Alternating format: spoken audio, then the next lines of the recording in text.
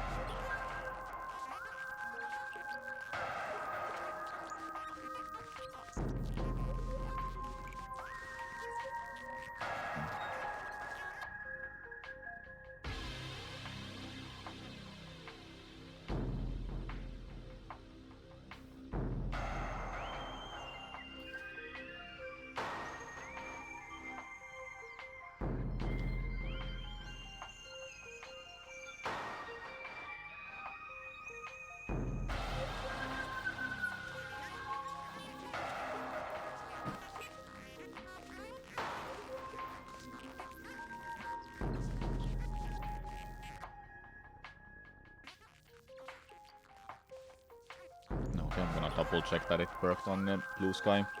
It's been... Okay, it works. Cool.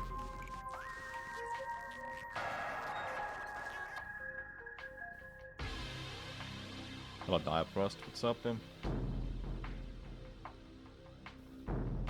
gonna watch this to fall asleep too. Nice.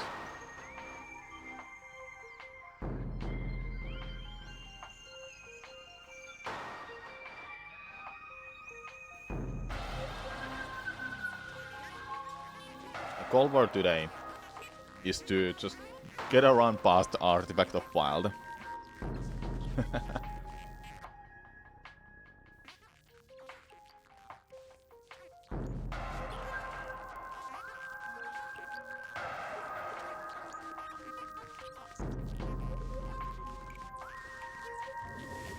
We'll compare to average today. I don't want to compare to my personal best.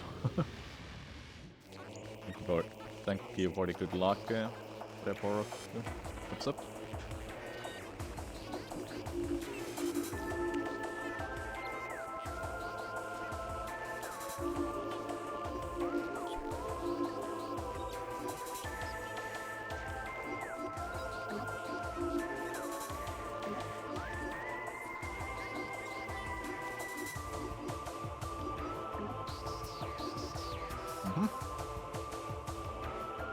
Let's get going then, shall we? How's everyone doing today? As soon as I got home, I started eating, then I started the stream. So I didn't done any whole lot.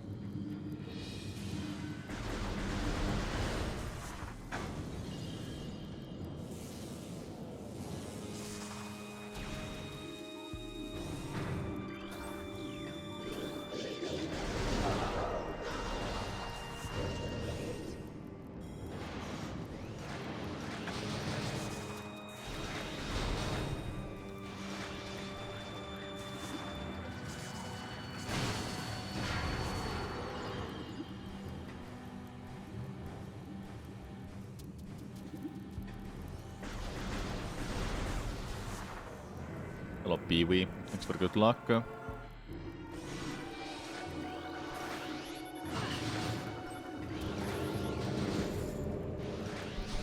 What's up? What's up?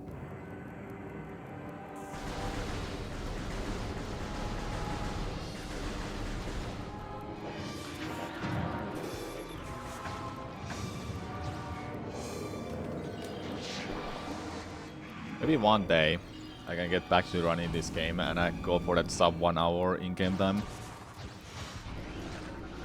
It shouldn't take me too long, honestly.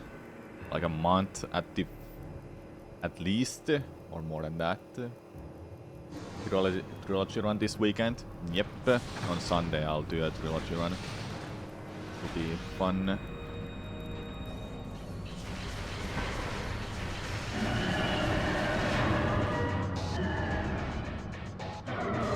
Yeah, hype. It's gonna be fun.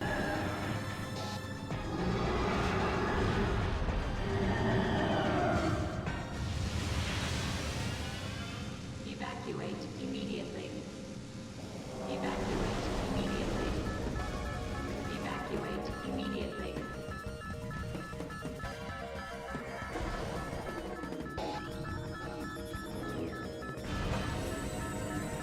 Sub 1 hour in this game looks hard. You know, your body did the big grind to get it. All inbounds too. Dr. Swellman, you mean?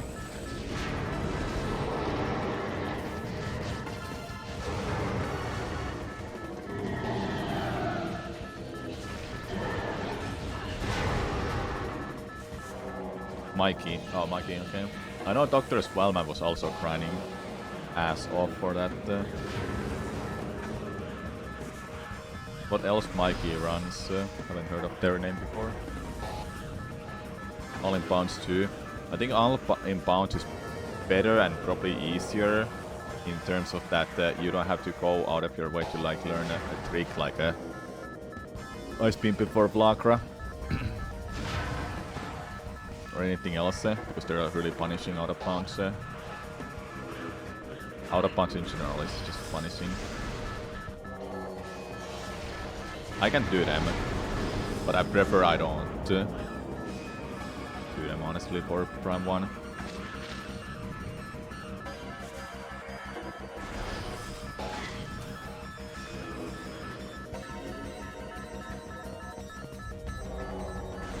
He does present the vault too.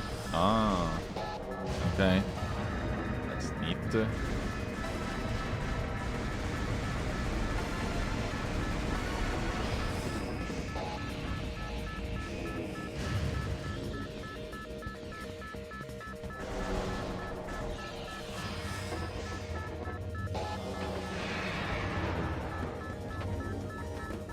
If I didn't have to work on my YouTube videos, I would honestly consider going for a sub 1 hour grind for this game and Prime 2 as well.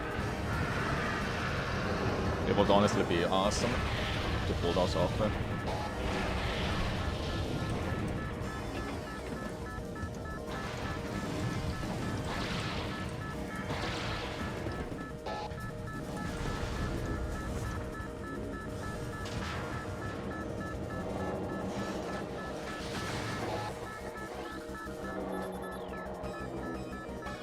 Yeah, it's a great milestone.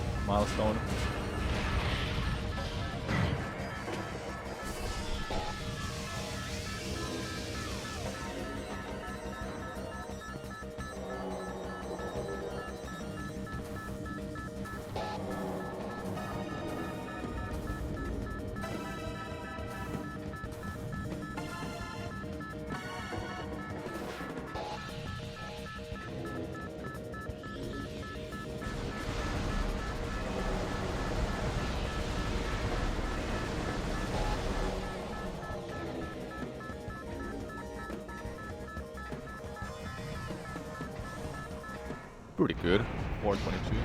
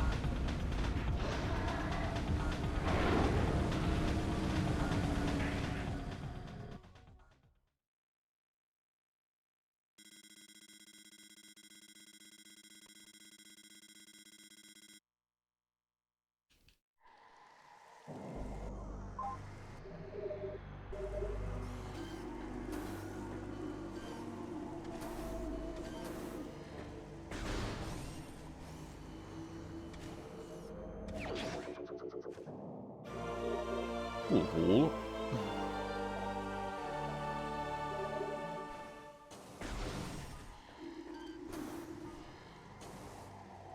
I think the one reason why I stopped running this game was Artifact of Wild early. It was just annoying to try to get runs going because of it.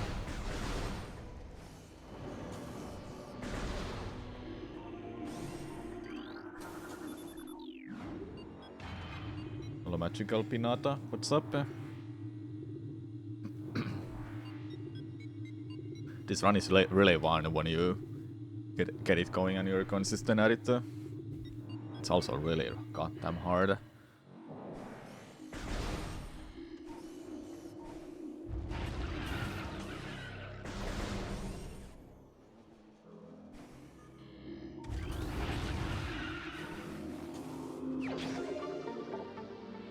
Yeah, it's a tough strat. Fortunate that there's no way to like back it up.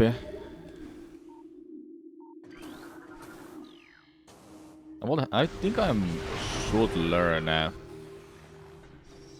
out of bounds for my trilogy runs. That way I don't have to ever reset early on.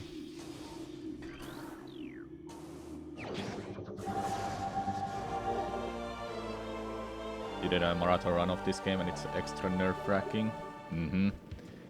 Marathon run is scary.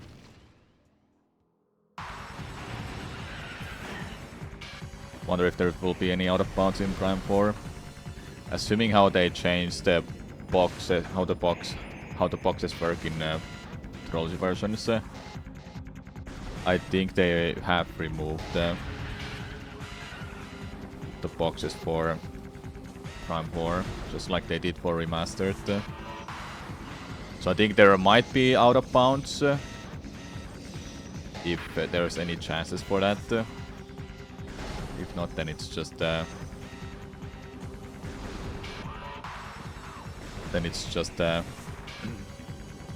a one room out of bounds only.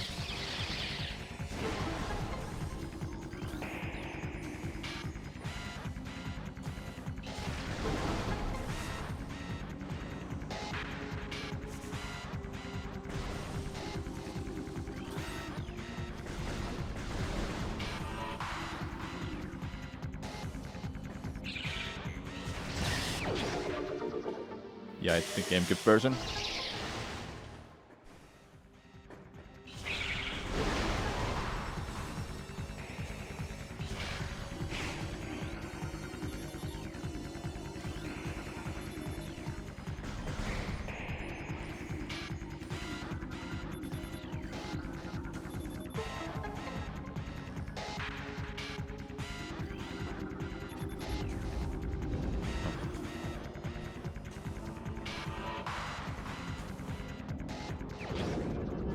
Oopsie.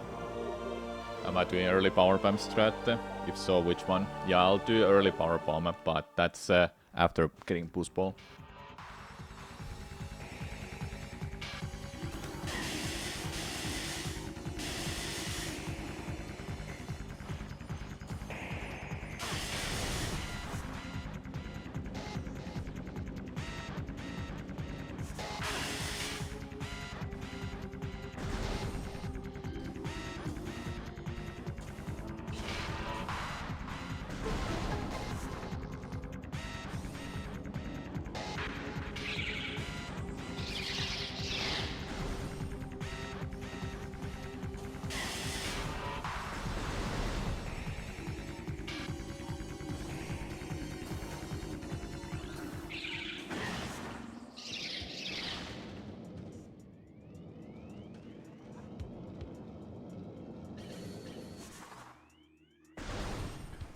No, I'm not doing that PV, the one before getting more ball bombs.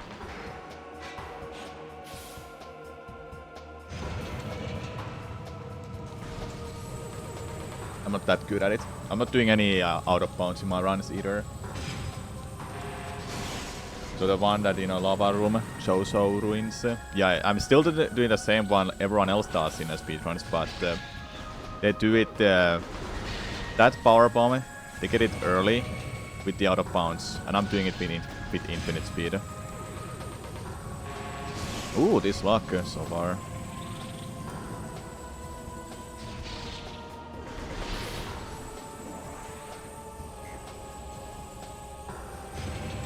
There's like a ledge you can stand on, just around the throne. Okay, show it, show it.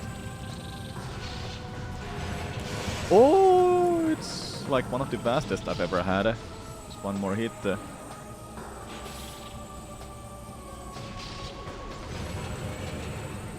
Come on, do it. Now.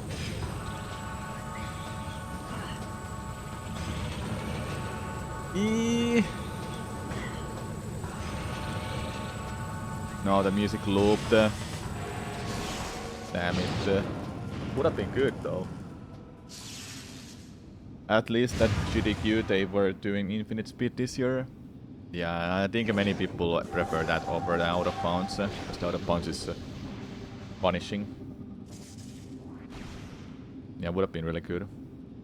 Managed to pre-order Switch 2 a bit back, so looking forward to Prime 4. Nice. You're early. Hello Eva, what's up? Glad to see you.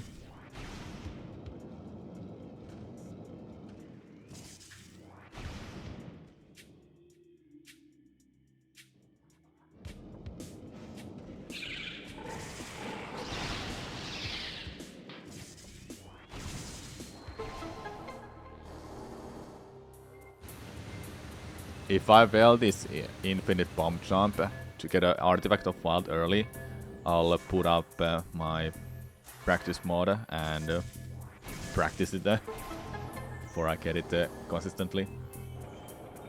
Because I would hate to do another run, then I just lose a run to that again.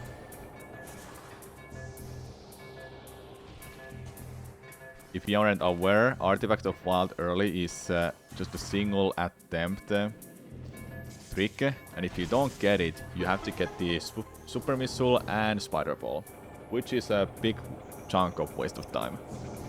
I should learn the out of bounds method for it, just as a backup for just a marathon run.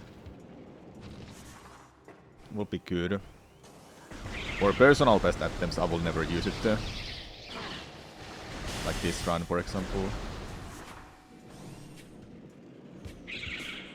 The out of bounds is not that bad, from what I remember.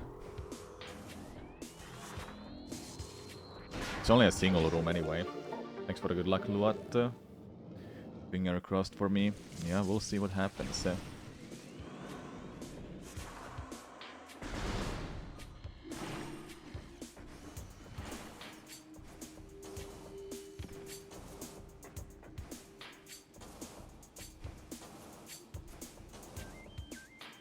Where is that spot? Every time I miss it. What? There you are. What? It was that much further.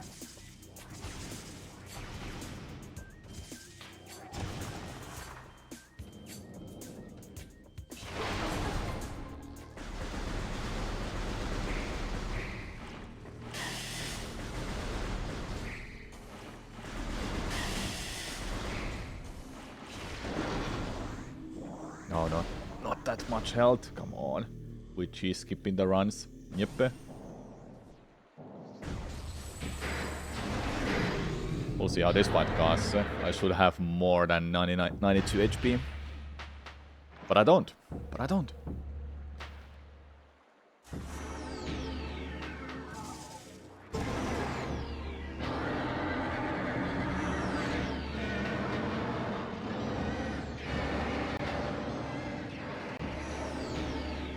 Wouldn't be a first time I tried to block that though.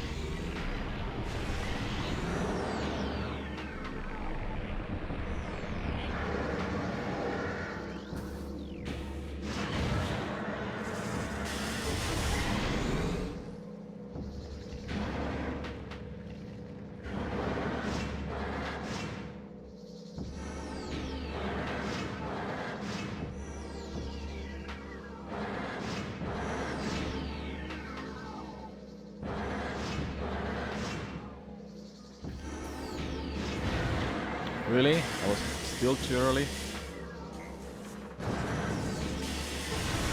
Oh well. Okay, left dash, then to the right.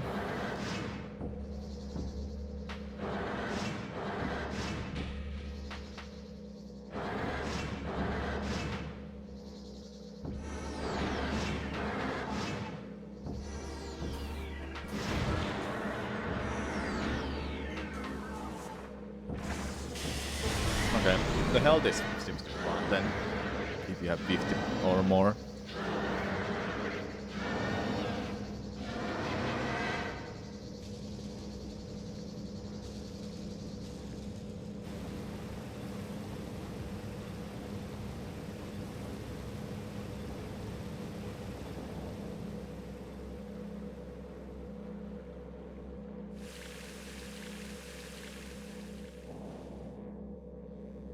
Yeah, that invisible branch is annoying, I agree.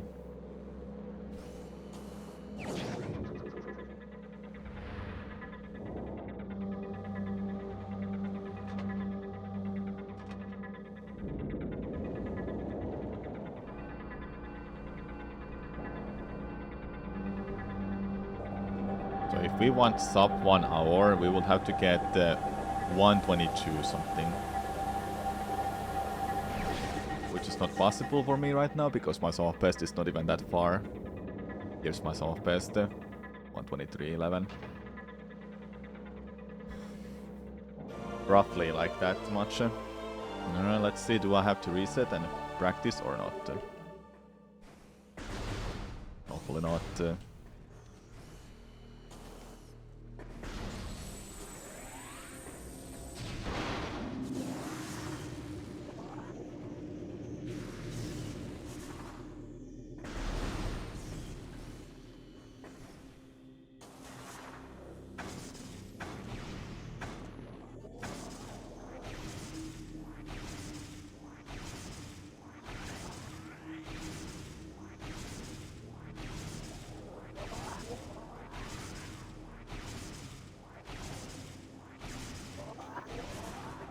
I don't have to practice. Let's go. We've got a run going. Hey, let's go.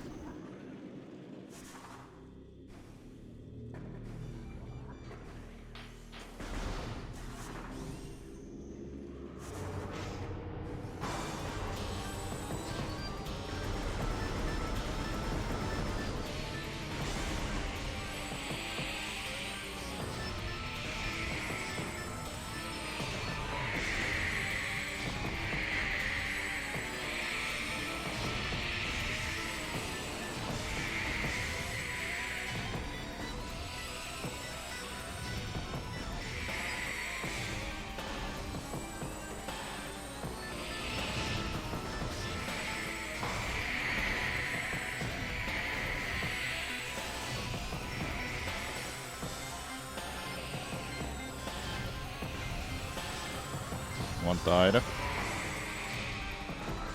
Two died. I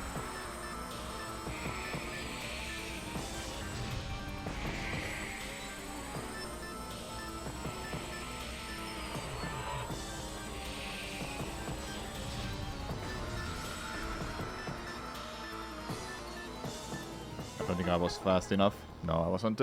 That's okay.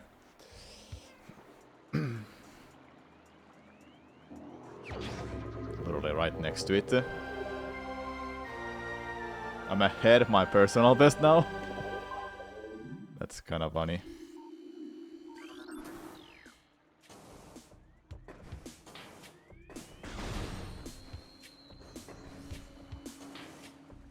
I guess I'll keep it to my personal best as a comparison then.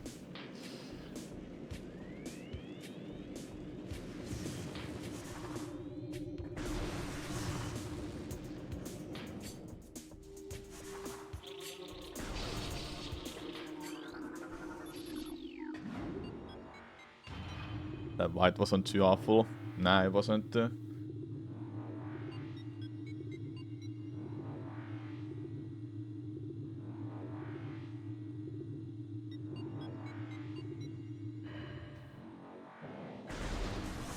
It's just nice to get a run going past the artifact of wild.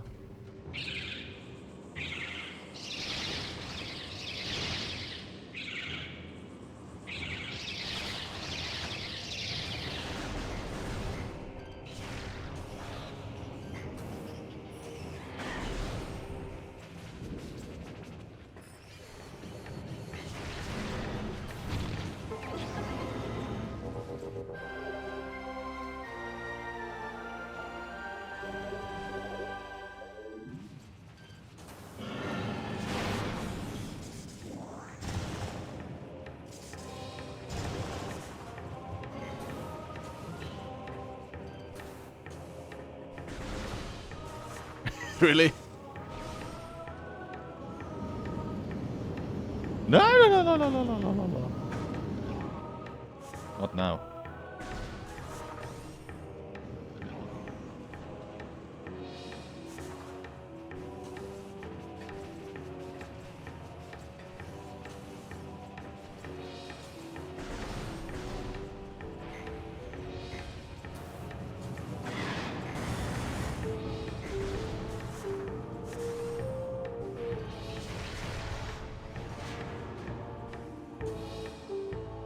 Cool.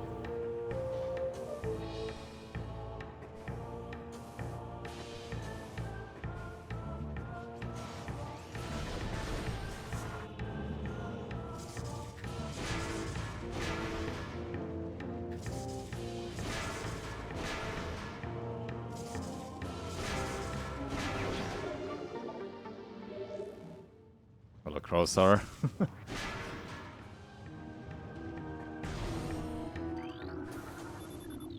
Yeah, Prime with honor.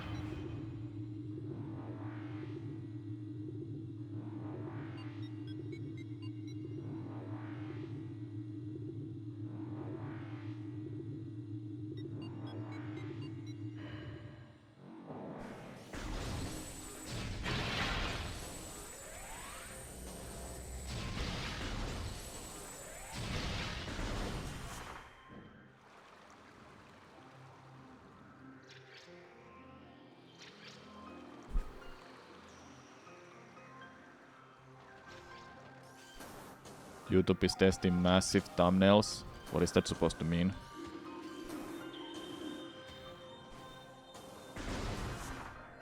$3x2 grid? Huh, interesting. So different kind of thumbnail from what we've been using before. Everyone has been using, so it's different. Interesting. It used to be 5x3 something. Yeah, that's a big change. That sounds like a big change, yeah.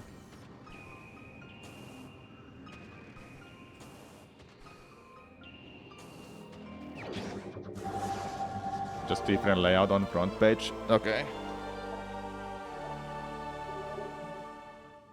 Your channel front page or in general YouTube front page too? Or YouTube front page too? No, no, no, no, no.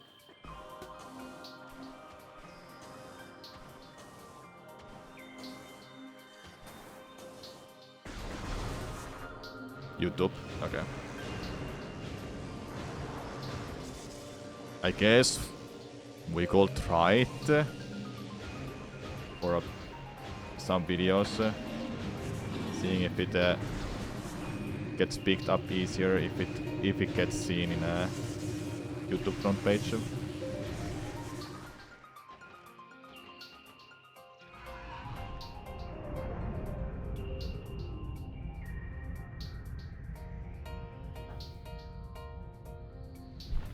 You don't try it, it's automatic. Ah, my bad.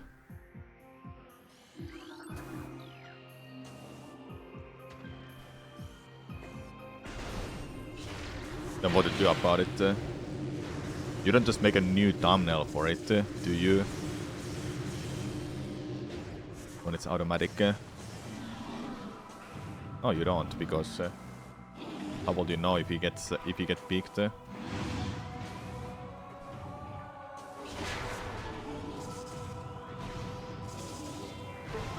Yeah, okay. Just larger layout. Alright, I see.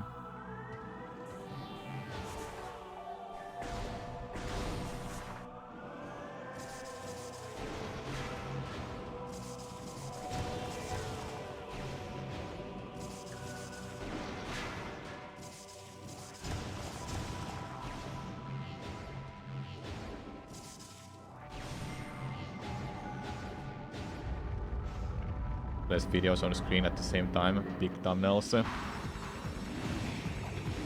Oh, do you mean it's been on my YouTube front page already? I've seen them. The thumbnails are so much bigger.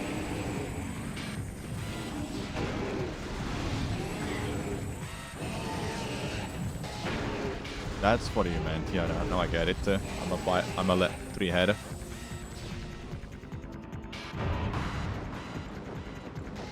I've seen those a lot, Kenku, when I've been browsing YouTube front page.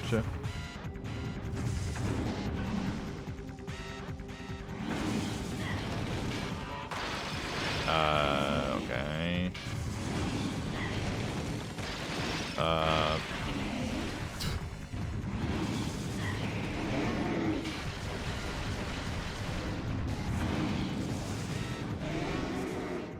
Well, that was interesting. I'm a 3-head, I know. I'm surprised I didn't even grab it there.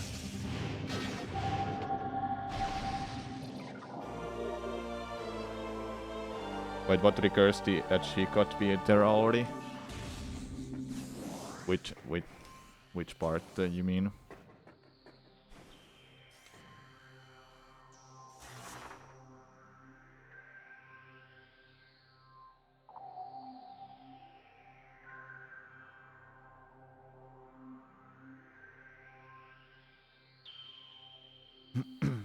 Yeah, I've seen it, Kenko. I was like thinking, wait, do we have to make a new thumbnails or what? Well, I don't do shit for thumbnails.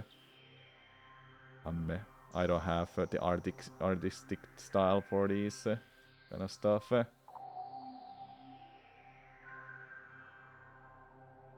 thumbnails are interesting because it really determines are you gonna click on the video or not. Plus the title helps a lot, but it's the thumbnail that's the biggest one. Oh, by the way, what I'm doing here is I'm getting infinite speed. The Samus's speed is reaching negative something, eventually 0. And when it reaches that, the inner part, the light ball, the sphere is gonna show up, and the outer side of the morph ball disappears. That's when we know we've reached the limit of the speed. I'm holding a direction here, that's why it keeps doing this. And this goes on for like a minute. There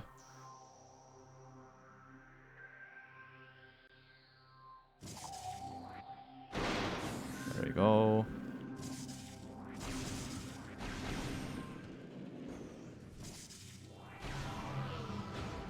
And the reason we wanna do that is to grab the Artifact of Wild early.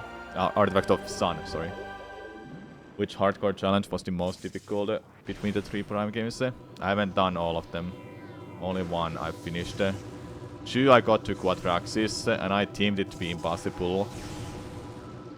As of now, at least. Prime 3 is been done, and I stopped at Elusia. I didn't finish it though myself. Stockfish. Well, seems like I crashed the game. Cool. I didn't know it crashes there. Like, what the hell, man? Just one boost ball. Just one, dude.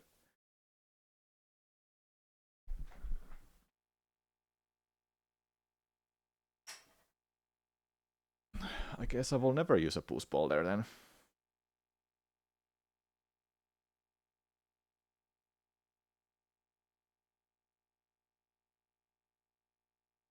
I had a rumble going on the whole time there.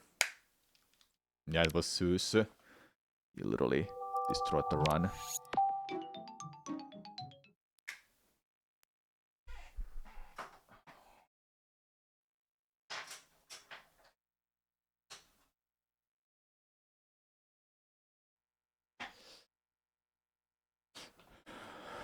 Yes, I must touch the sun. I think you don't want to use a push ball on that spot then. I don't know why it crashed there again. That's the second time it happened to me. Hey, we get to see the start of the run again. Whoa, let's go. Awesome. Freaking hell, man. The one at the bottom of the previous room. Just being nearby it, I don't know.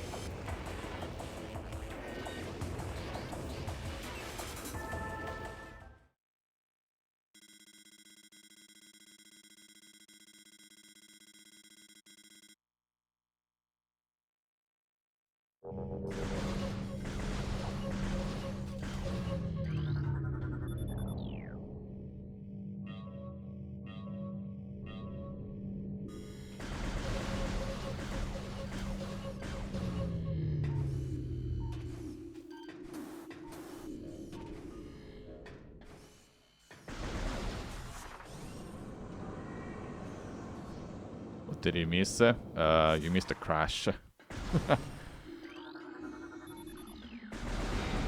Oopsie, happened. So yeah, about thumbnails. I'm bad at making them.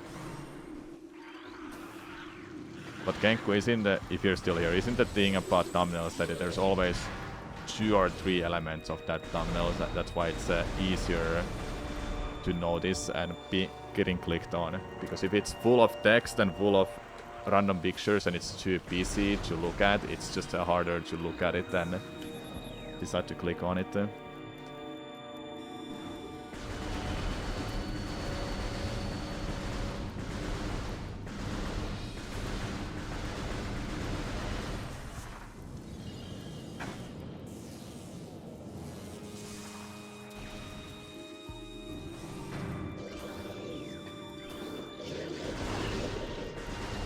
Kill it. Oops.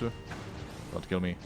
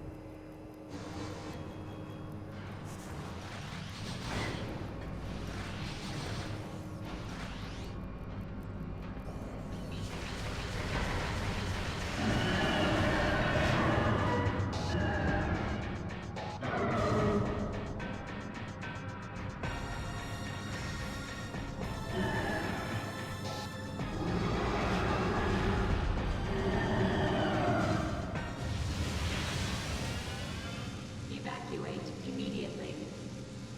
Evacuate immediately. Evacuate immediately.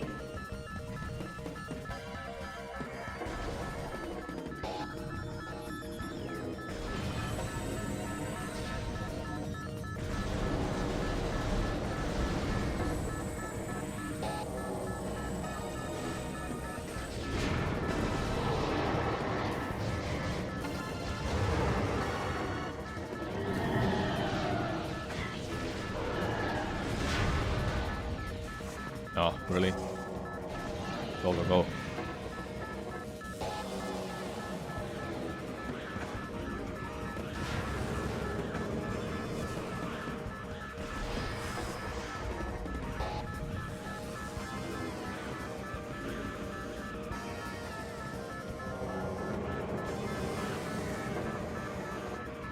I want some Metroid Prime mods, and I would like to try them out on stream at some point.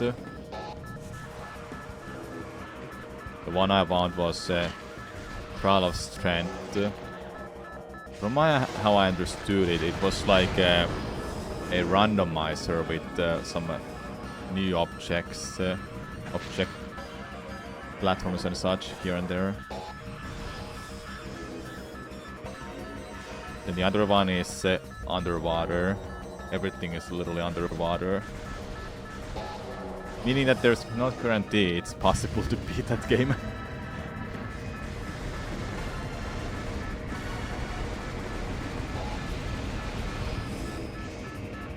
But knowing how broken underwater jumps can be in this game, I wouldn't be surprised that you can beat the game without gravity suit while being underwater.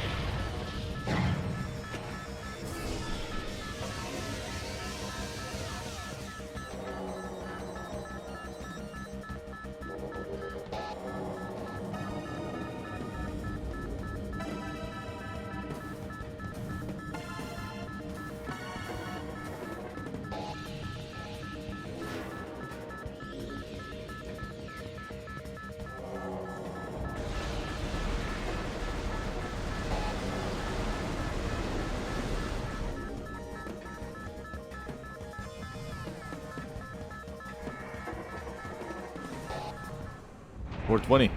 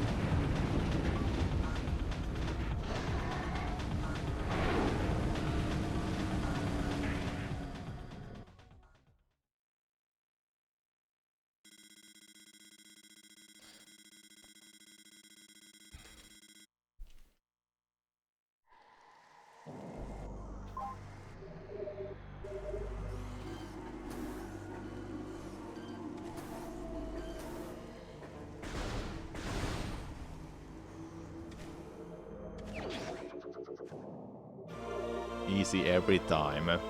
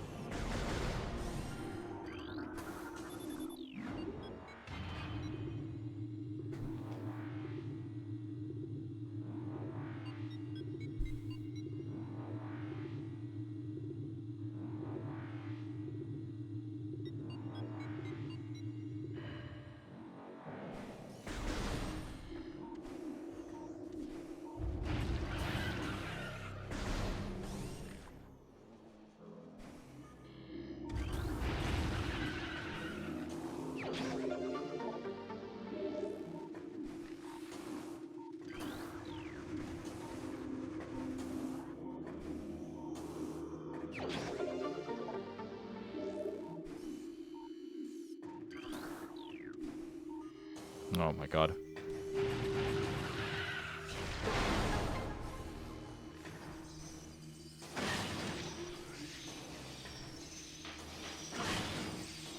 Nice health, just all of them.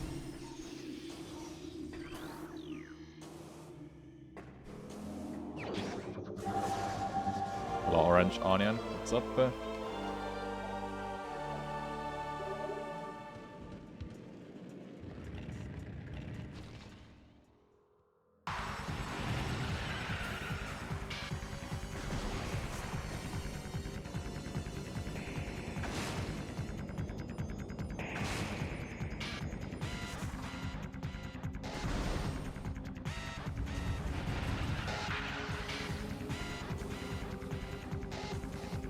I got stuck on that spot. No, don't do that.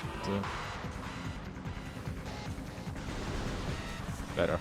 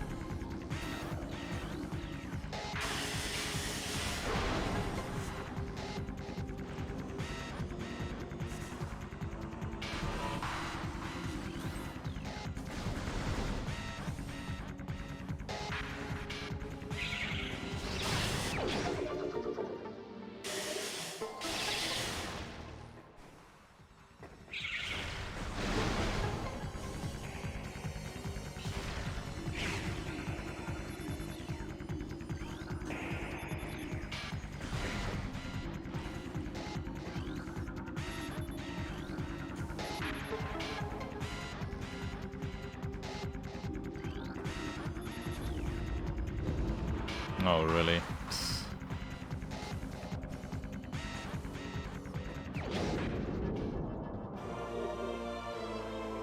Fall off a ledge and you just can't move at all.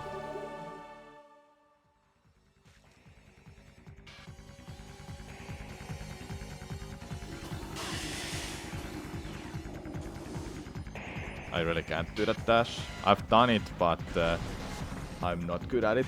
You can make a dash all the way from like that platform where you get the last scan normally. From there you can make it all the way to the door. It's really good when you get it.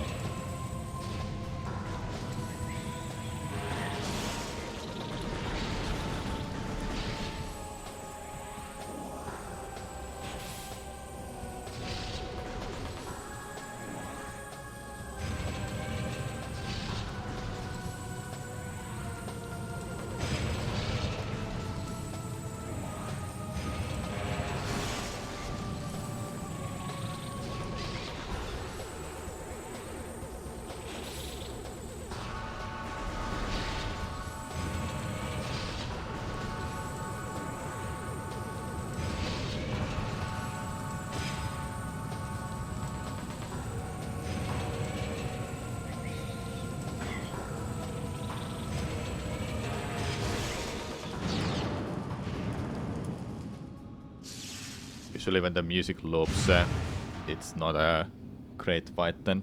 It's okay, but it could be better. And there's nothing you can do about it. It's all RNG. Just have to wait for the cycles. Or when it shows the weak point.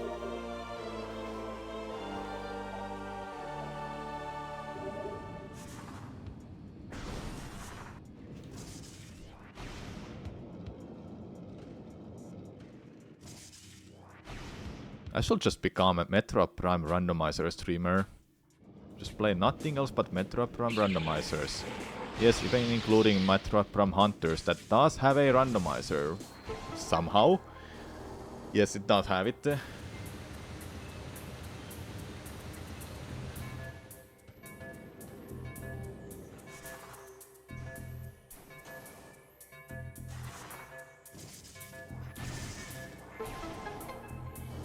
Never speedrun ever again. Just become a randomizer streamer. Should have like a randomizer month at some point. That would be actually pretty fun. Do a randomizer of every game you know. You, yes you, me. Wait for Metroid Prime 4. Yeah, I'm really excited and waiting for it. I really want to know the release date by now. We know it's coming out this year, but when exactly? No clue. Just want it, but I just want to know that so badly.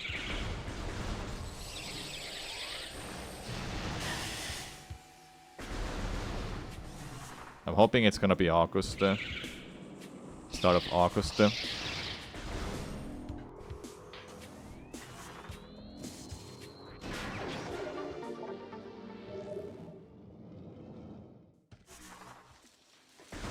Yeah, I hope it's not delayed either.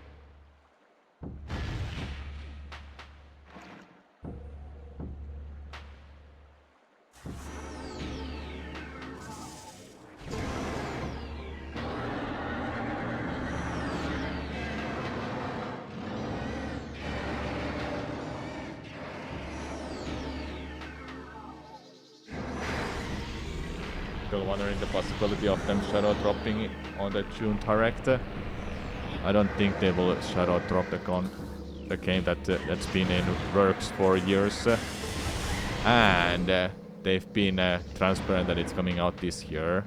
Shadow dropping Metroid Prime 4 will be the most worst kind of scenario they can do for that game.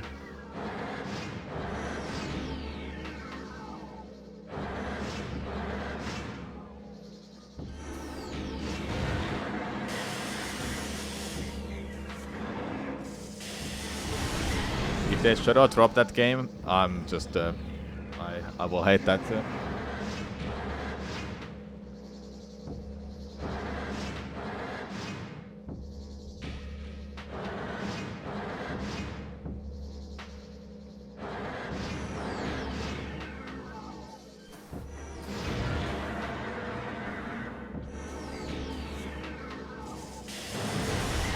Just stacked up on chocolate, ready to watch some runs.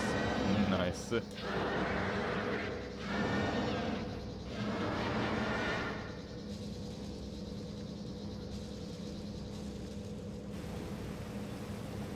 They might just not care anymore, judging how they treated them. Why do you think that? I don't get it. This is the kind of negativity I hate to sometimes read. They're not gonna shadow drop the Prime 4. Shadow dropping Prime Remastered was different because it's already been out for a while. It's a remastered of a game. But brand new game. Imagine a world where GTA 6 gets shadow dropped. Imagine a world where GTA 6 gets shadow dropped. Just like that. No trailer whatsoever, just game is out now. Nobody would like that. I don't think so.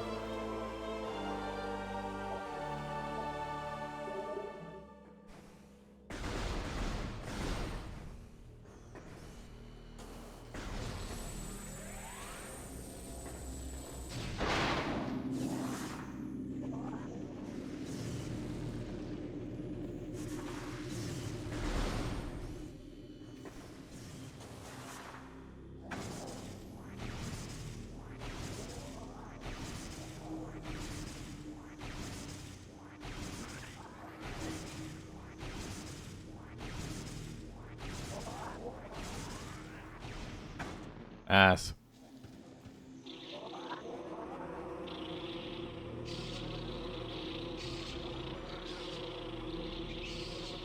Let me open up menu mode or practice mode.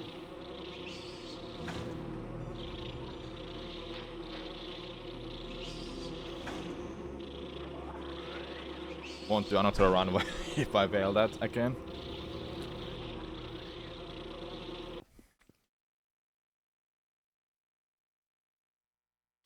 Yeah, it's fine, Orange. I just keep seeing that once in a while, and I hate that.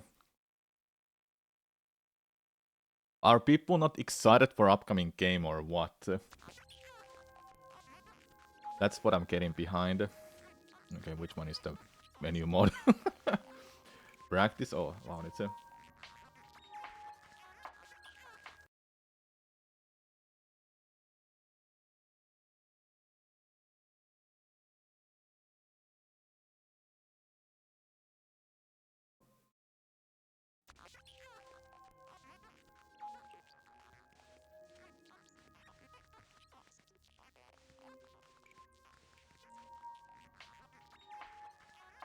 Oh my god, there's 2 primes now.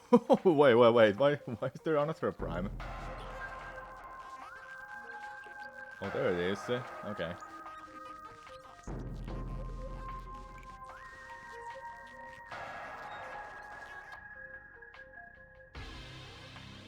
Okay, emulator might be different. But it should work for... What am I gonna do? I don't know what that file is there. Just give me that. Okay, first things first. Okay,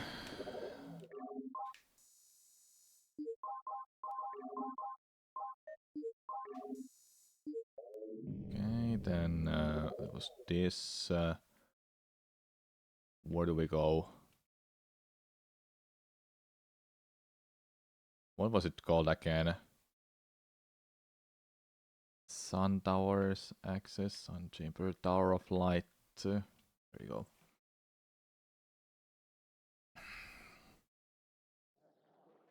No, it's... Wait. What room is it? Sun Tower, of course. I was like thinking, might be Sun Tower, but no, it's not. Okay. Practice.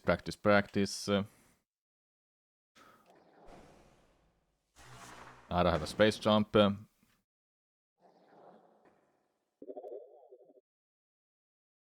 me my space jump.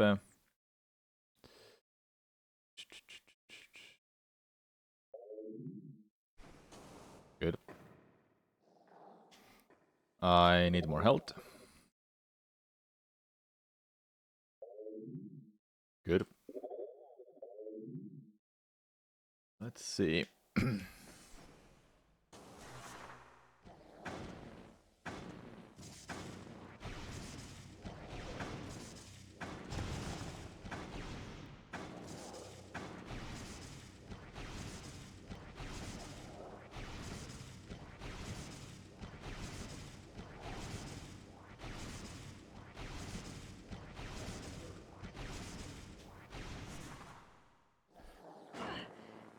So that mistake was that I was too early there.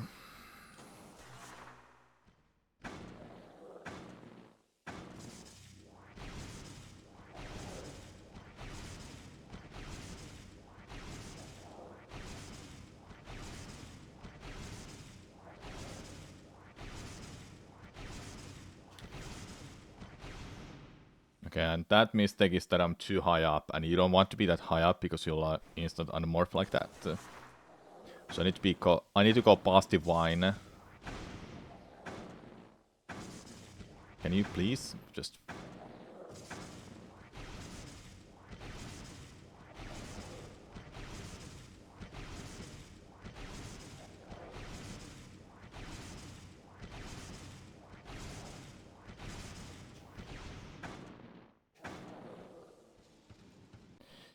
I suck ass at this now.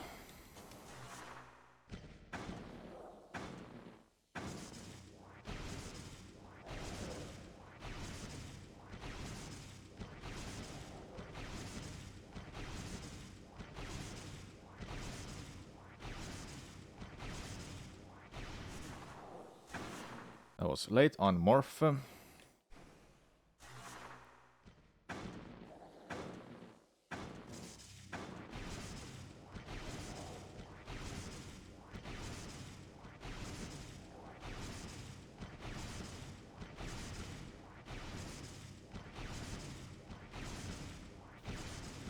Seriously.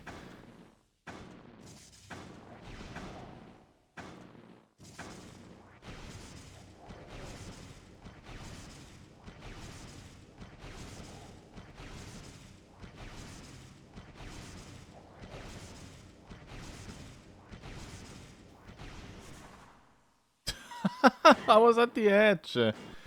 Oh my god. Could I keep doing again? If I wanna practice that aura bounce, then I have to beat Flakra for it.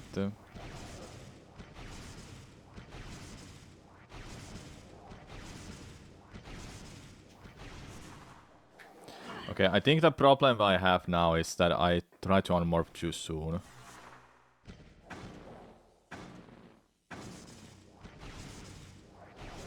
And too soon being like a few frames early.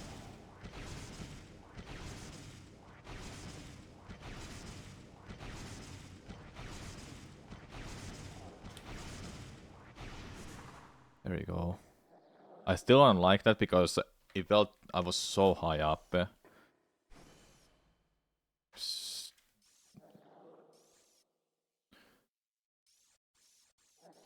I don't like how sensitive R button is in an emulator.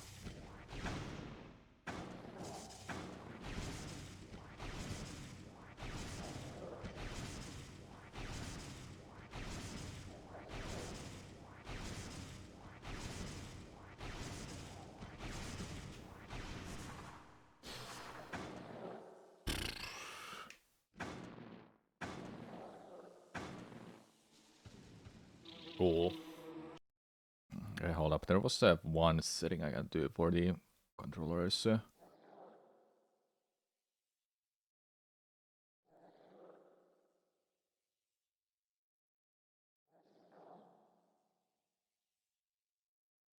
Will this work?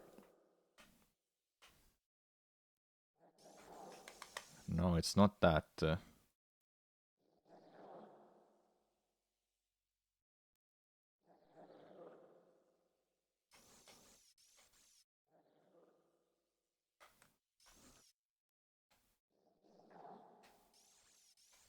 Wait, is it really just the dead zone that makes a difference?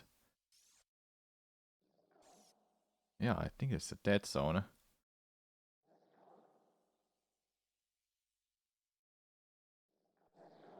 Okay, how much do I have to press the R button? Let's see.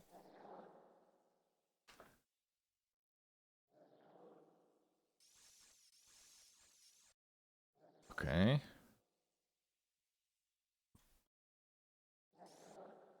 Okay, it's definitely 5% that I should have. It's just the emulator setting that I look at. Just to make sure that the R button is not going on all the time when I slightly hold it.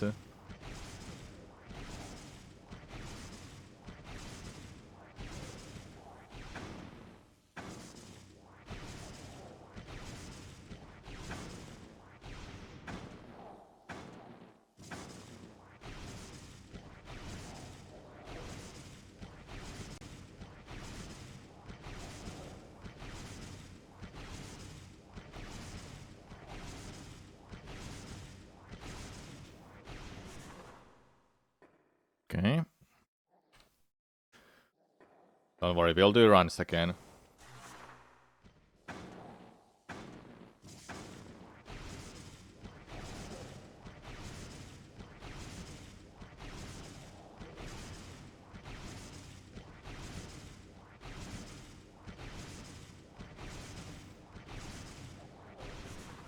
Okay, that was good.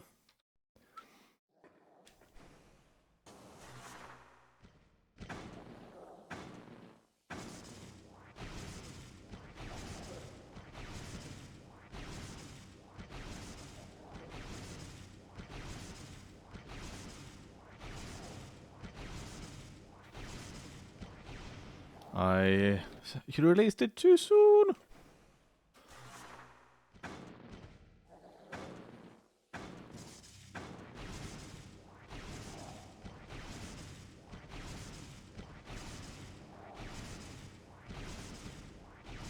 Dude, I need to notice when I have to release the joystick and lose some height quickly.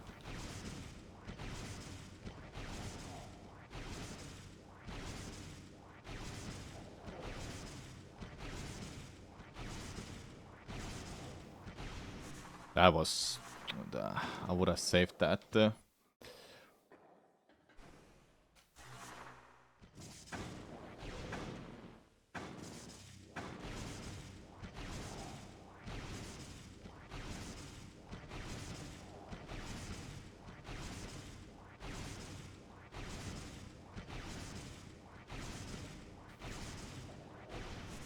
That was good. Okay, one more like that. Dude, what? I haven't had it like that before.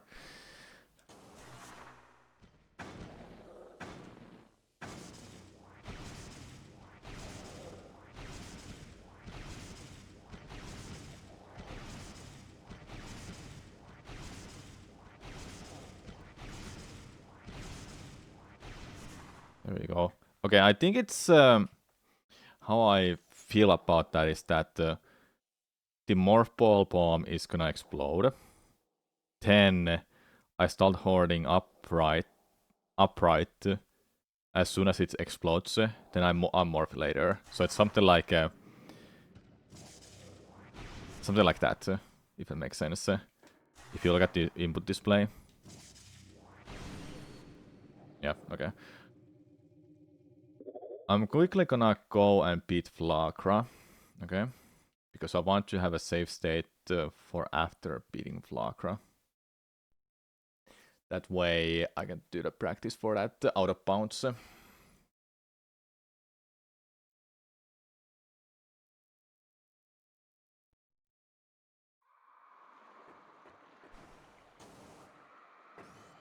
Okay.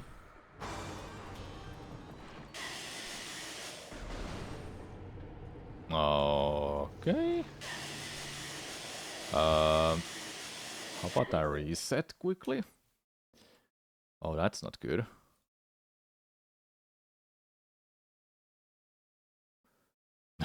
I crashed the emulator, okay.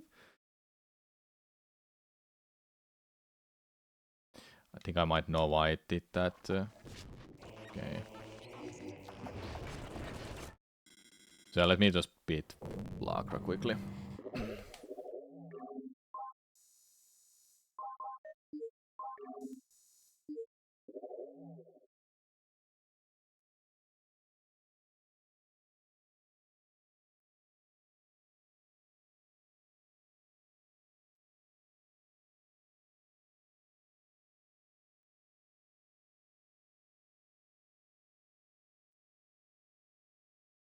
It did that because I think I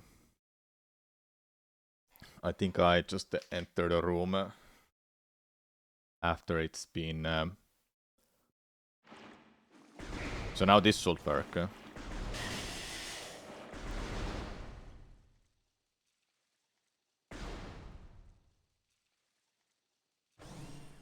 Yeah, there we go.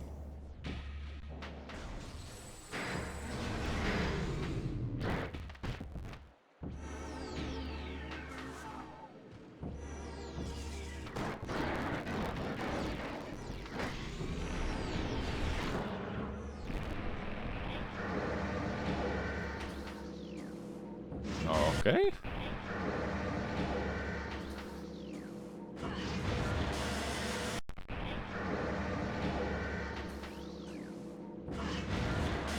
I do like the dash off from this more, but I don't wanna do that when I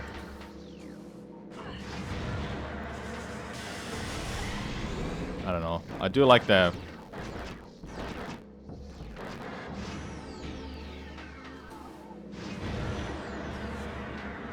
I've been struggling with that for some reason.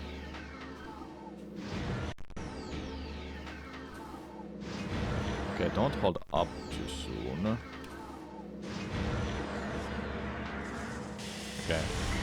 I don't think it requires that much practice.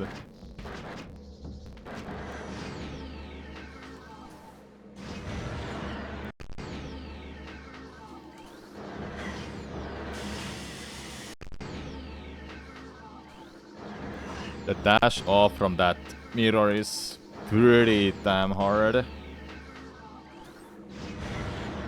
And I got it somehow. Ah! Okay, enough of messing around. The world record does that dash and it's... The world record does that dash and it's impressive. Okay,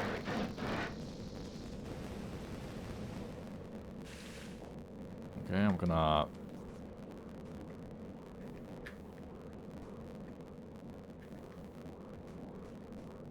Oh.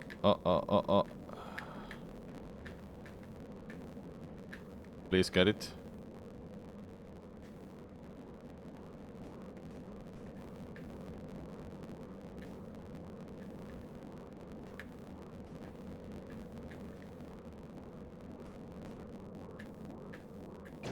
I got it. I'm just messing around now. Having too much fun. Okay, let's put a save state here. Now, for this one, I think you have to land on that. I'm actually not too sure where to land this. Can you land there? No, I don't remember this. I have to check out the video because I haven't done this in for a while.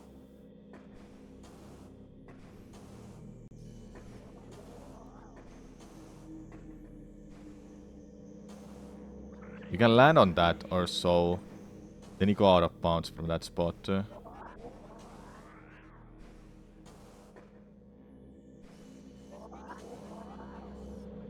But you don't want to do that. Well, now I have a save state at least, so I can just check out this later. Okay.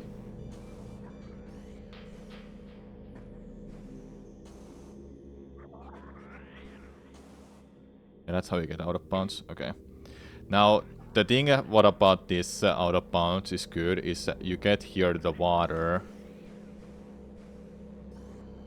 Hold up. There you go. I got the water effect. I think. Okay, now I should have the water effect. Let me just show you this.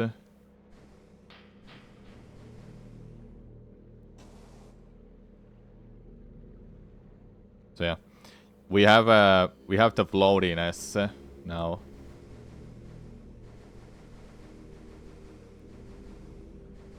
There's a spot somewhere here that you can get on. Then you can get back in bounds with this.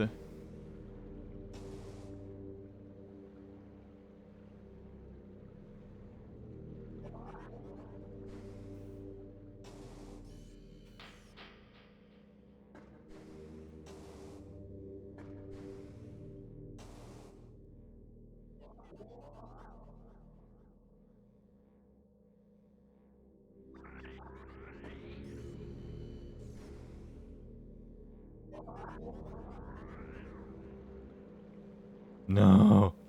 But yeah, getting back in bounds with that would give you the opportunity to just you give that floatiness to the tower, then you drop down with that on a platform, and you climb back up with it. That's how it works.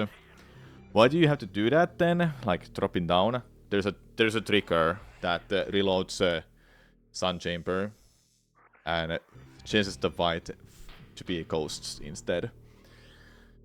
But yeah, enough of that. Let's do actual runs, shall we?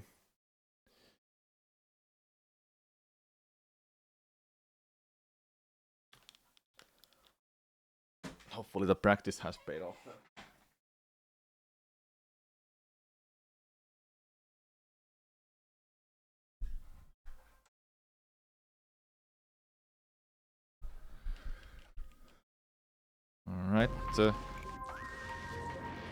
back to actual game.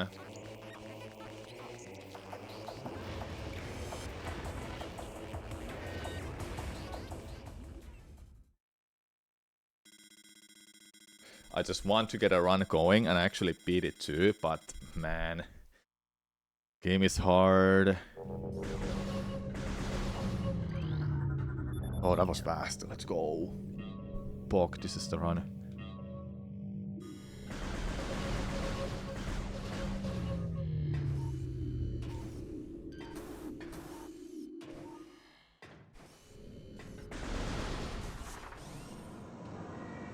Gameplay, indeed.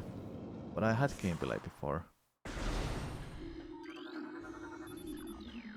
We should finish watching 120 stars early era video from Summoning Salte. Alright, CS orange, that sucks. Hopefully it fixes soon.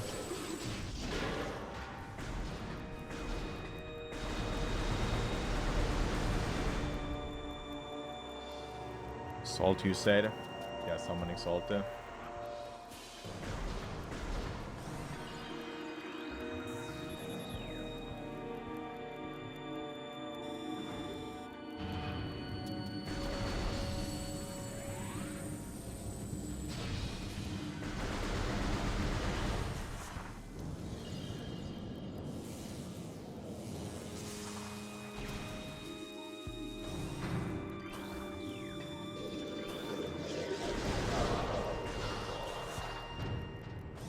The reason I kill that is just to kill time.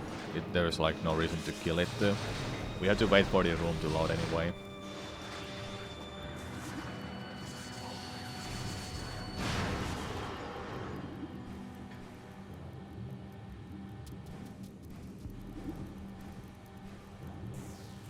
Oh my god, really?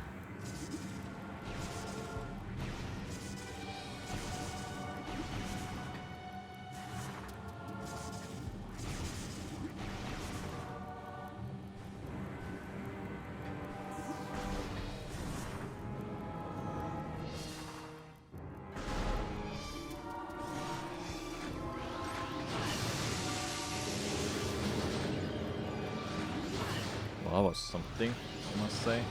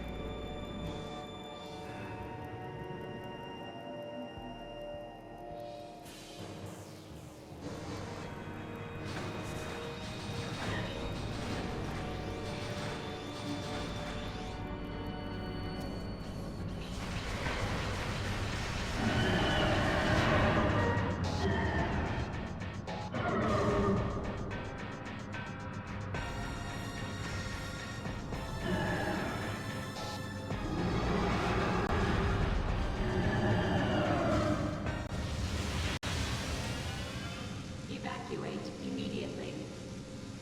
Evacuate immediately. Evacuate immediately.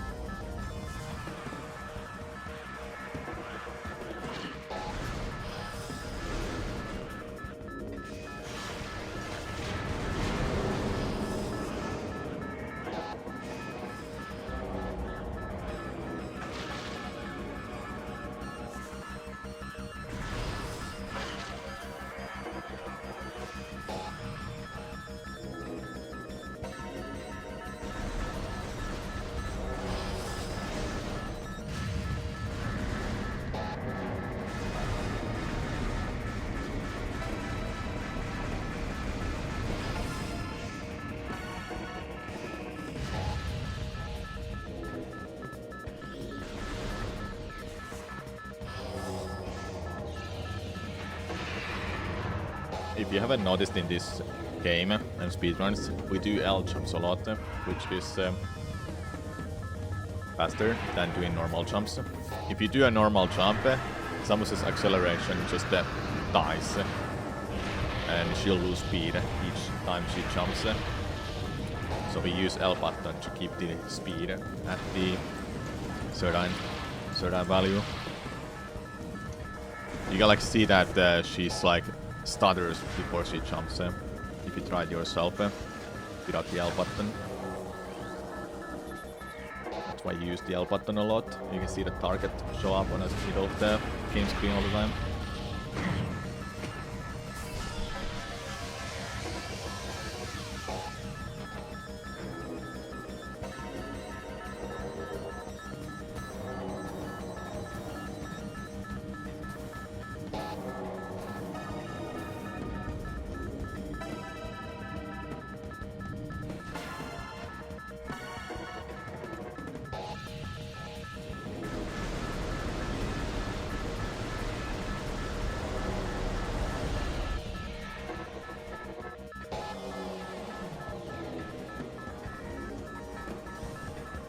Or 425, let's go. One of my best ones ever.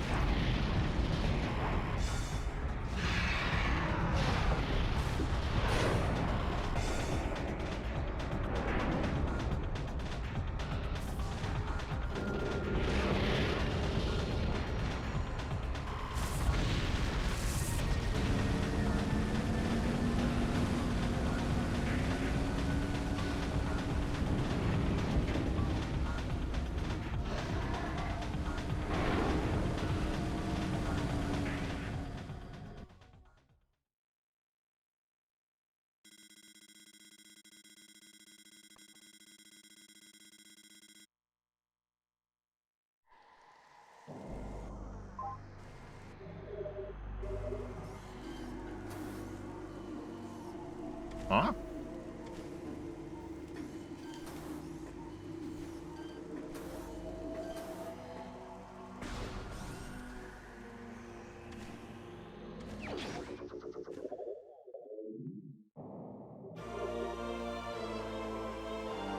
That was something.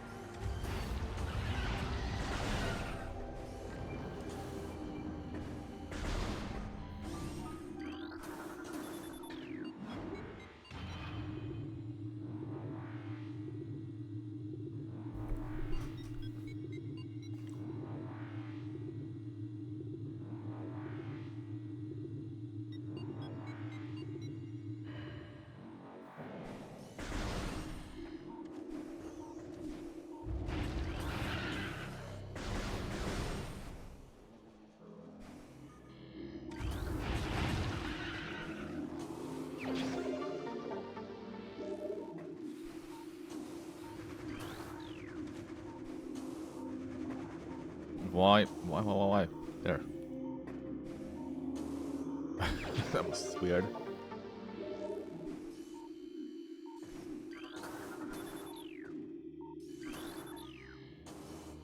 No, I pressed the R button.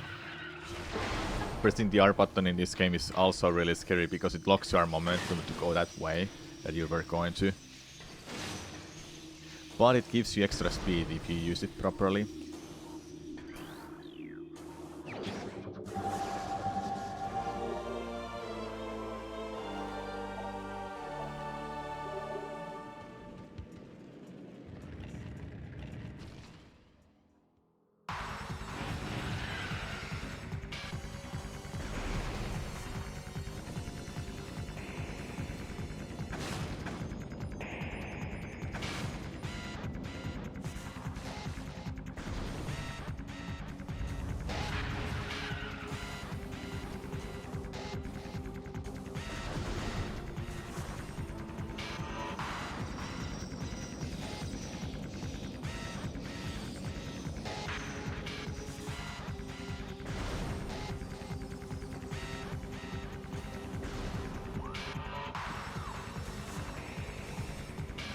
Opening a map there loads the room faster.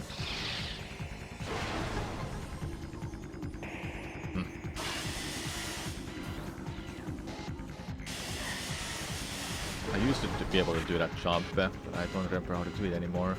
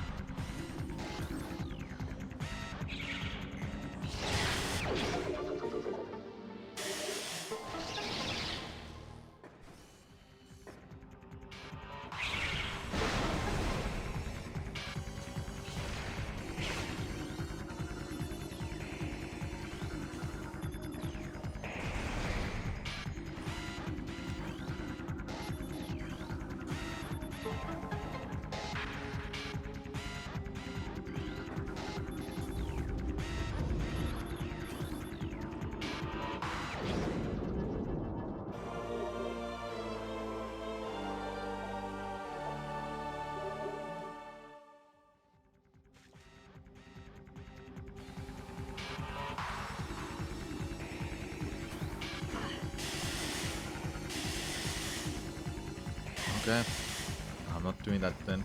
Not any practice.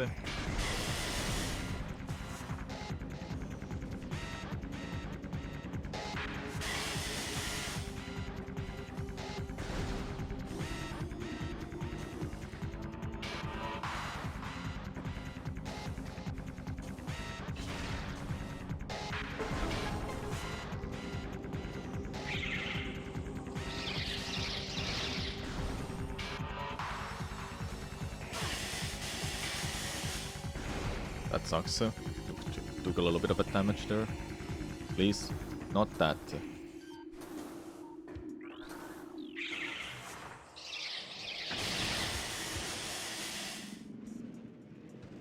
I was trying to use the Morph Ball Bomb, but I don't have it. I'm about to get it.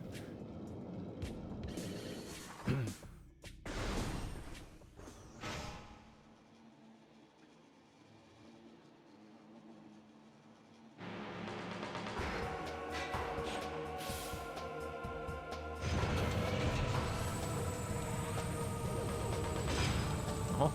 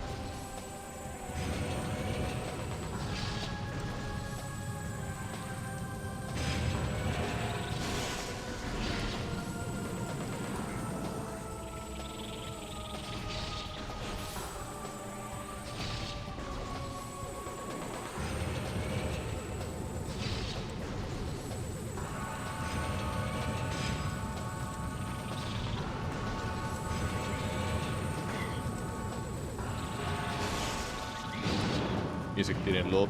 This was better than the last runs.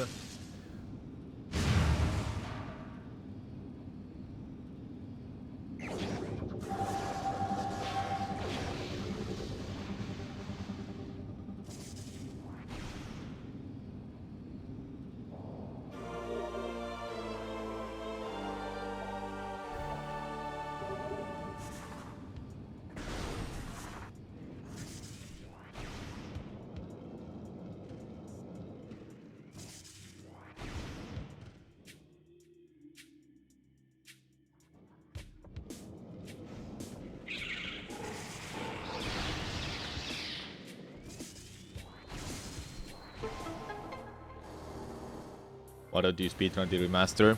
I prefer original version.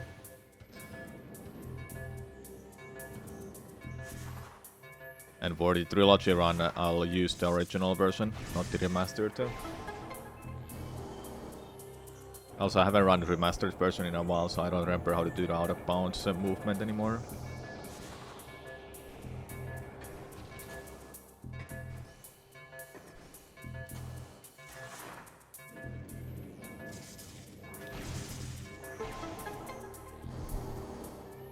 Remaster doesn't let you do most of the speedrun tricks.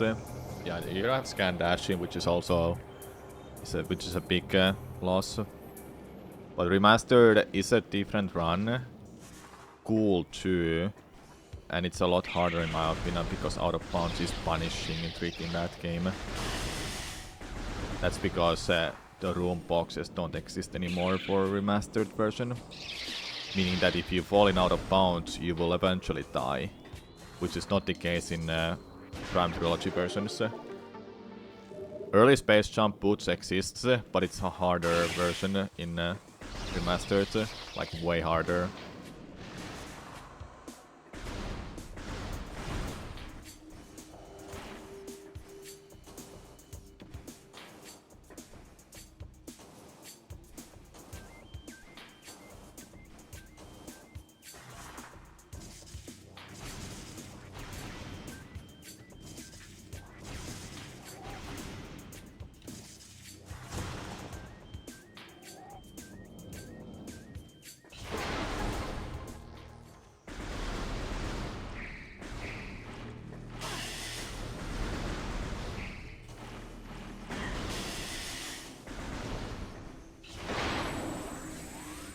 God, what is that health, dude?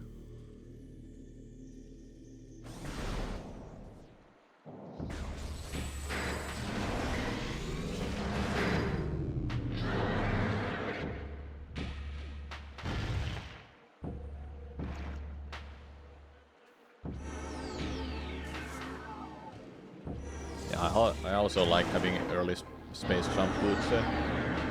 But the thing about remastered is that you have two ways to do it.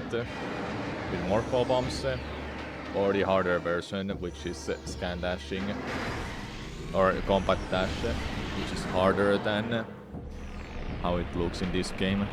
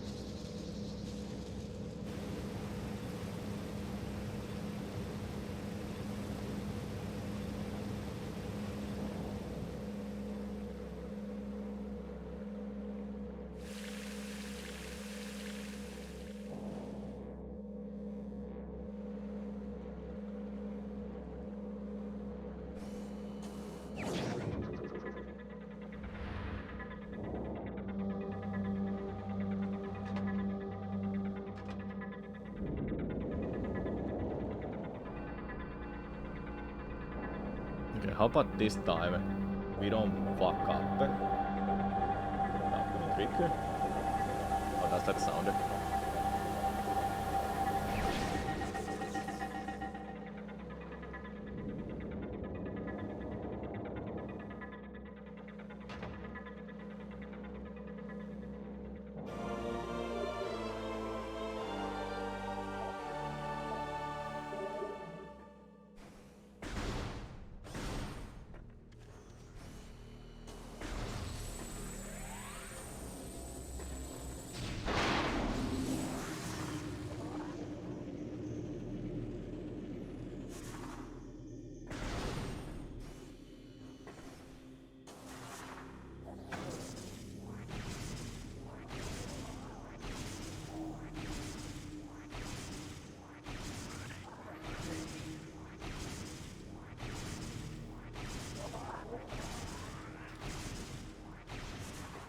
Hey, I didn't fuck it up.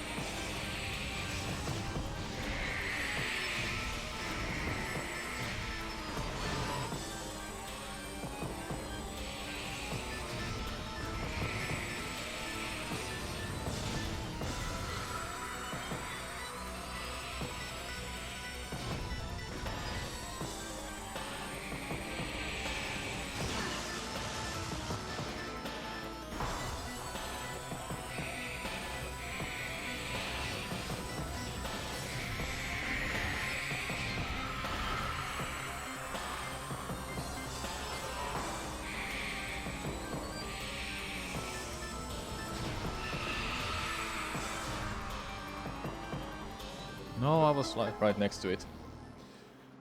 Yeah, that shows so coast.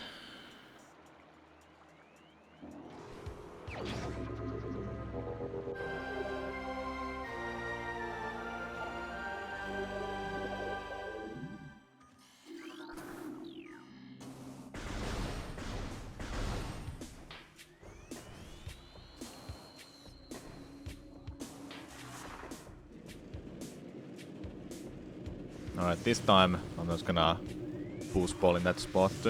I'll boost ball after, okay?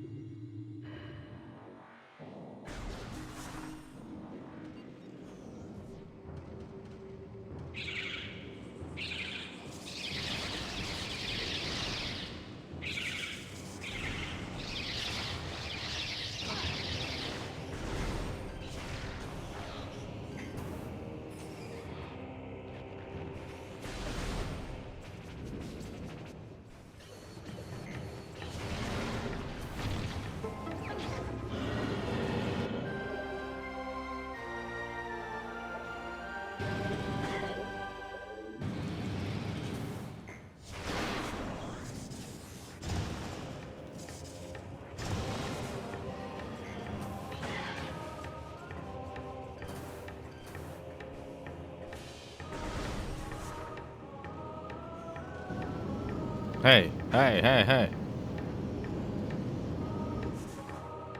No, no, no. Not this time. Triclops.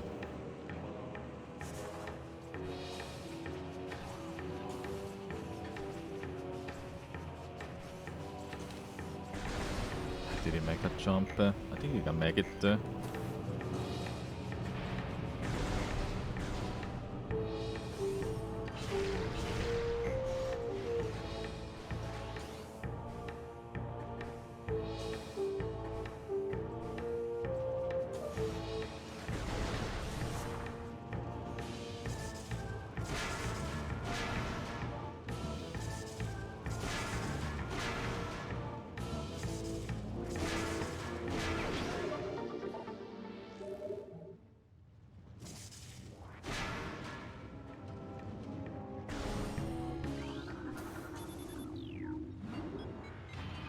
I do not think I've ever actually cocked on a Metroid Prime 1 stream yet. Now you have, Sephason. Hey, what's up? I don't stream Prime 1 that often. I've done randomizers for it. Yeah, like a recent months. Last year I did them quite a lot, I think.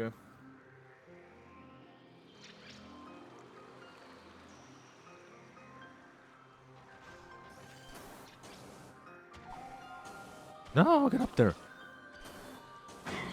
Dude, no!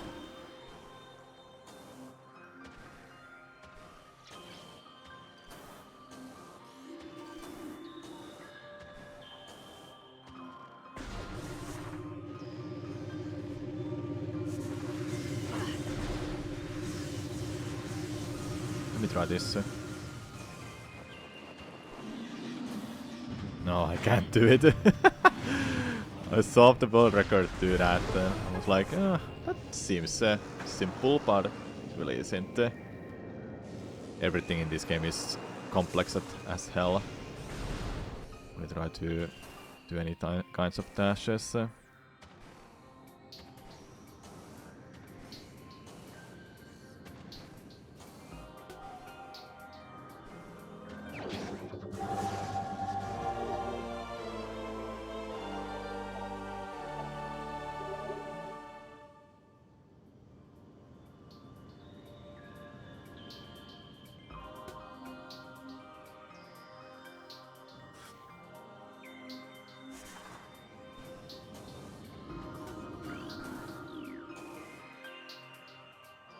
Are you for real with that? Get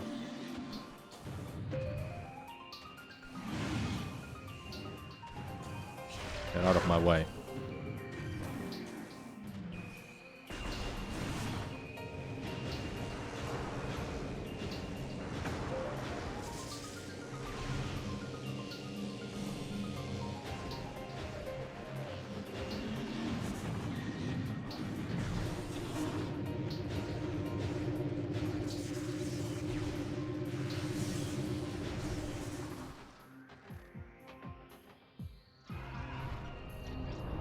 I'm actually really excited to do Prime 2 runs on Thursday then.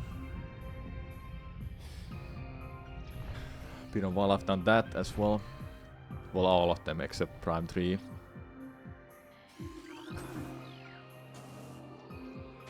Prime 3 I've done the most in a recent month. When did I do a trilogy run? Was it earlier this month or was it last month? It's not been that long.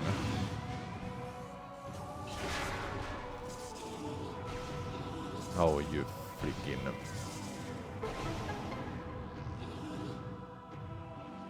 Must that be like a month ago?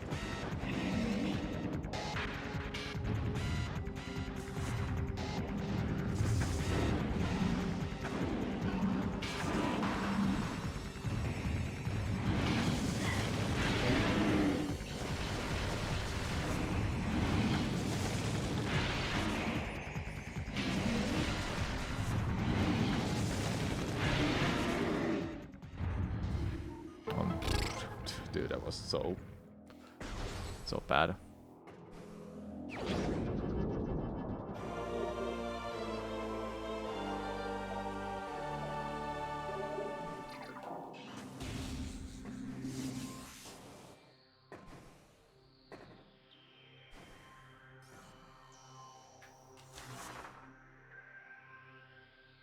Alright, time to hold this. The right angle. We can eventually get infinite speed glitch.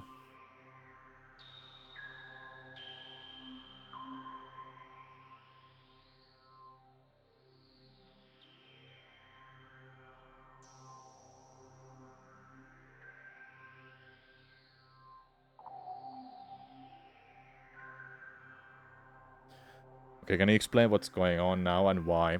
So what's going on is that I'm gaining speed by getting stuck in place and holding a certain direction on a control stick. Eventually there's so much speed that the speed value just goes back to 0 or it goes to negative something. None. I think it is. Then what happens is Samus's morph ball, the outside part, the orange part that is from Samus's suit, it will disappear, and the inner part, the sphere, shows up. Then we've reached the infinite speed, and we have the glitch active. Then what we can do with that is we can interact with all of the objects that are loaded in a room or in a next room. That causes that we take damage from enemies, but we also grab anything that is loaded, like in this case the artifact of sun. But this glitch is really powerful, and it also is really bad because it can easily crash the game if I'm not careful.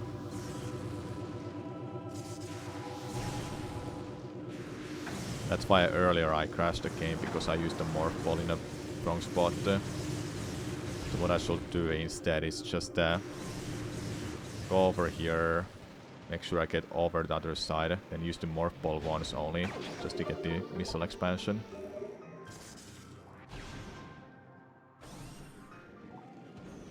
If I unmorph now, I'll have a secondary glitch, the side effect of this, called light show. And when light show happens, you see you solve all those lines. That's the side effect of infinite speed glitch. That's called light show. It makes the game pretty much unplayable. You can't do anything with it. You can open doors though, but yeah. And to disable the glitch, we just have to enter a elevator or a safe zone, safe station.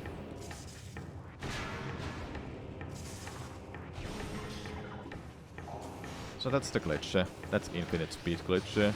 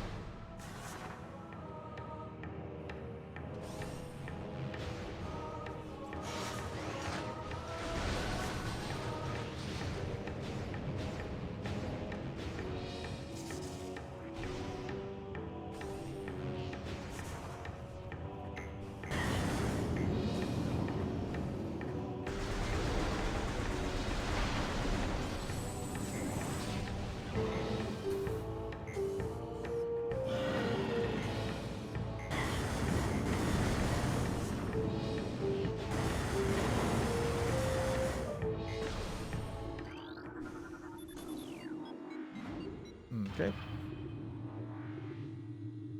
This glitch is impossible in Remastered. Yeah, it doesn't work in Remastered. They patched a lot of glitches for that game.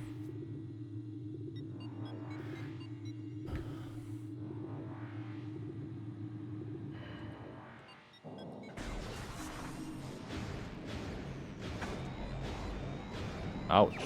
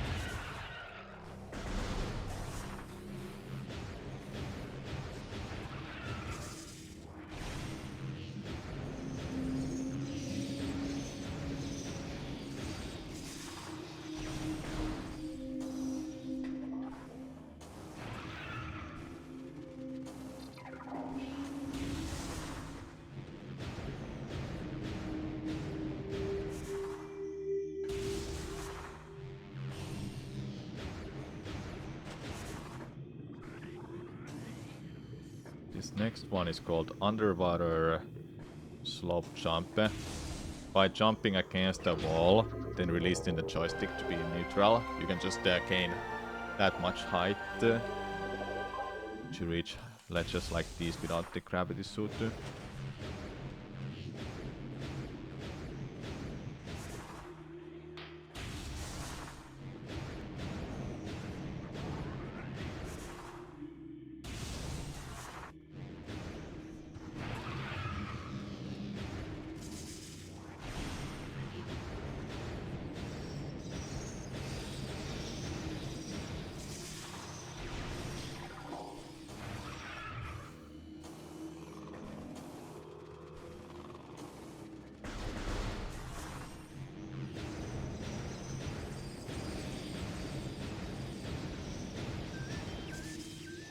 You remember that glitch earlier? It was like that long time ago. We're gonna do it again in this room.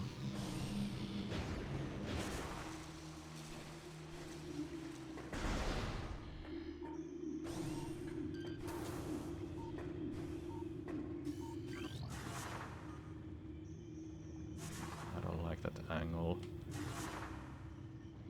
That should do it. Yeah, so the same glitch is used here too, and this time we will want to grab that power bomb that's in the other side of the room, and behind the wall that is only breakable with a power bomb. That power bomb, in fact, is got then in a world record speed run much earlier in this run. In this run, but I'm getting it much later because I don't know how to do the out of bounds for it. Also, I don't want to do out of bounds in this game.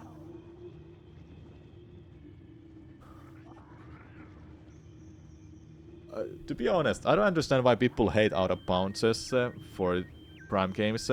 Like, sure, you skip a lot of a game, but isn't the point of a speedrun to go fast? Beat the game as fast as possible, with everything in use, glitches, out of bounds, whatsoever, as long as you're not cheating, obviously. The glitches are cheating.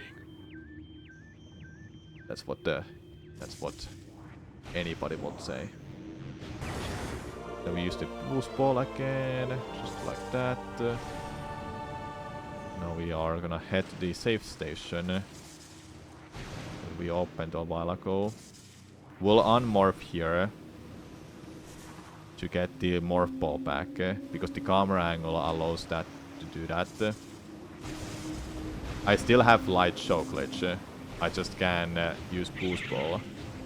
But the camera is kinda wonky, as you can see. It tries to follow Samus and just do something weird. I have no idea.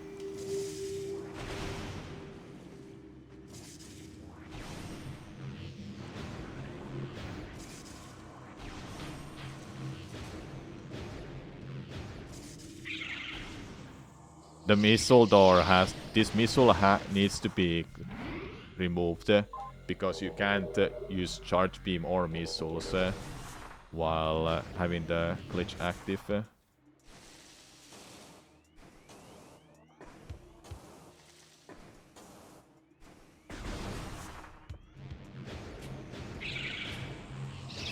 If I forgot to open that path, then I would have to go to the elevator. That's the backup. Anything that the game allows you to do is fine in your book. Doesn't necessarily mean they are interesting to watch though. Well, my argument is that is it more interesting to watch when the game is done completely glitchless and there's like unskippable cutscenes that you could skip with glitches. I find it more interesting personally for myself that I can use anything that's possible in a game to make go as fast as possible. Though in some cases, in some games, for example Sekiro, Shura ending, I prefer to do the run without glitches because I didn't want to skip boss fights. And I think learning those glitches was just I didn't want to bother learning them, and I feel like I think I would have liked the run more without glitches, and I did like it a lot.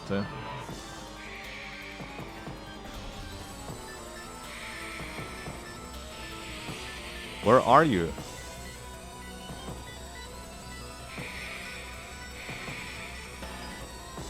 Huh?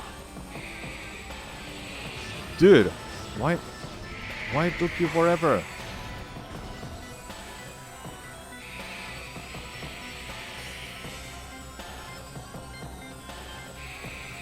Dude, he's trolling.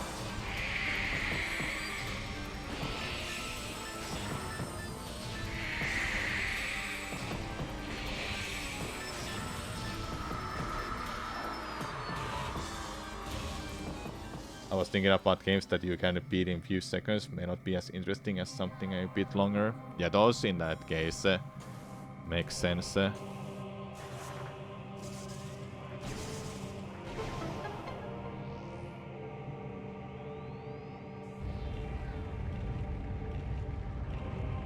Those I can agree.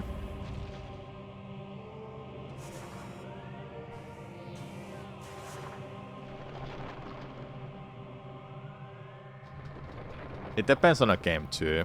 Some games feels interesting to watch when you use any glitches, then some are probably better when you don't use glitches. You get to see more of a game in glitchless than in glitched speedrun. For example, any percent speedrun for Echoes skips all of the major bosses except for Chica Larva and Adult. That must be beaten because of Dark Visor.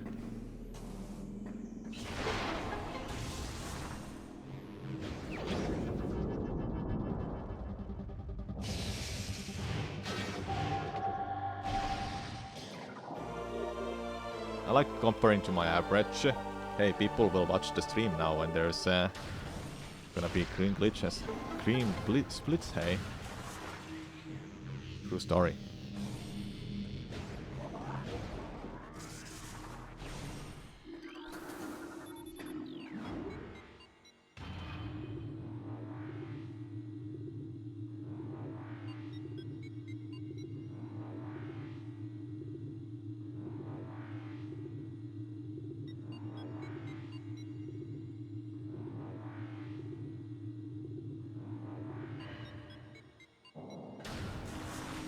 Not gonna lie, 100% speedruns for all of the Prime games interests me so much.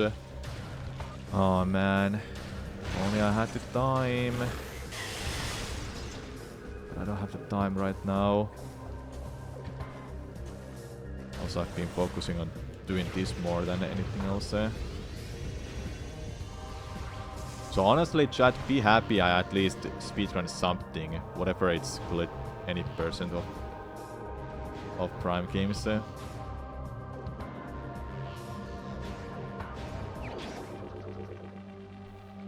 It's funny, the infinite speed glitch makes some case sense. Samus causes so much friction, she becomes electromagnetic ball, pulling every item towards her. Yeah.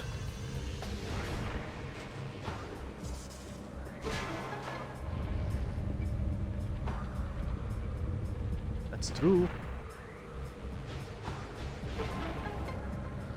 I watched Prime glitched for the entertainment of breaking the game. I watch Prime 100% because it's more Prime content to enjoy.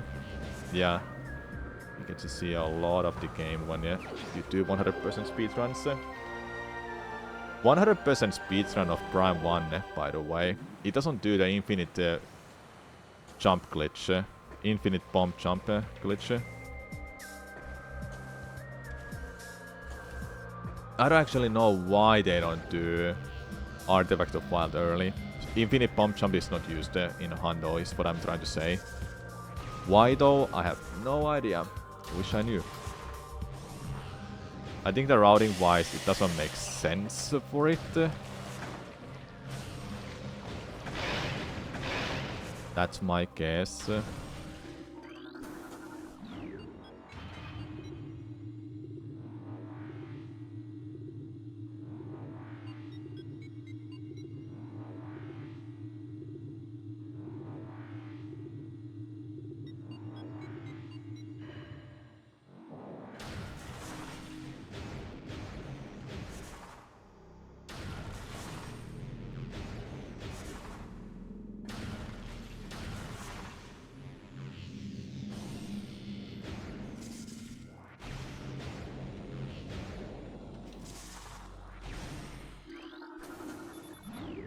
Nice.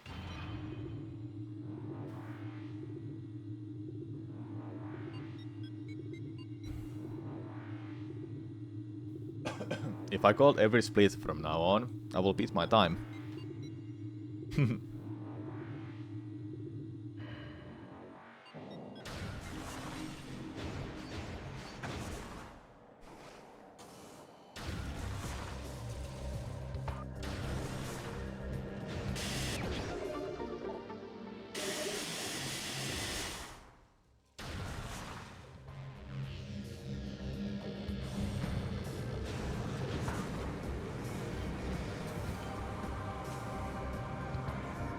Ooh, that jump went far.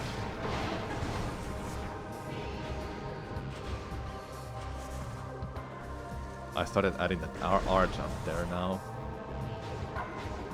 What's the difference? Okay,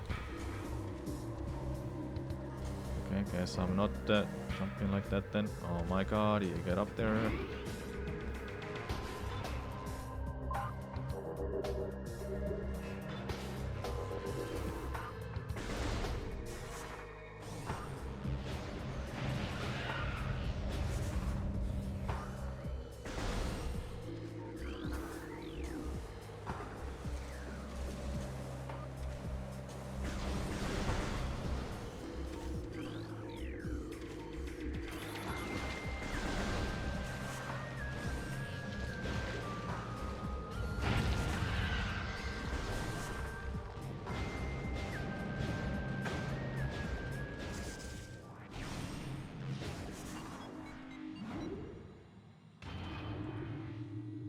Okay, then muck more time again. We get the plasma beam, then we got artifact of spirit, thermal visor, and then we head to face on mines.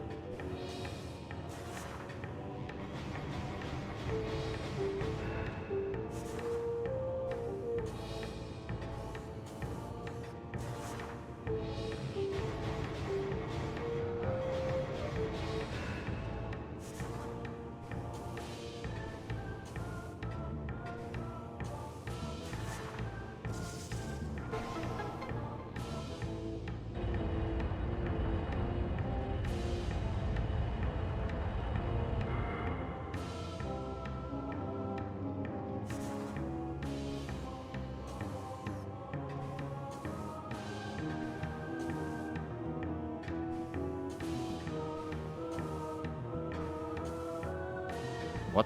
Hello? Get up.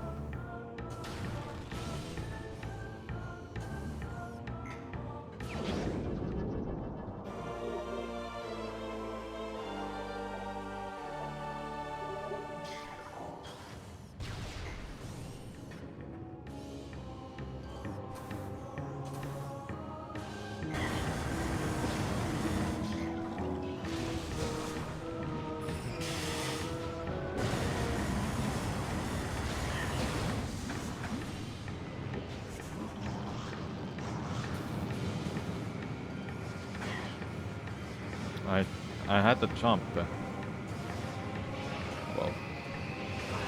it's gonna hurt. Oh, not a whole lot then.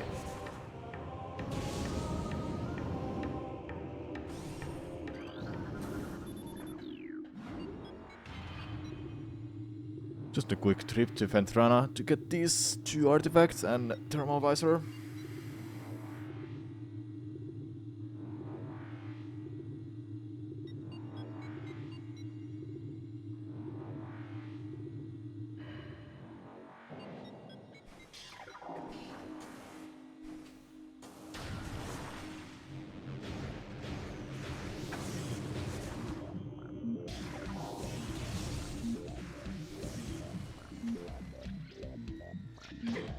Oh yeah. Okay.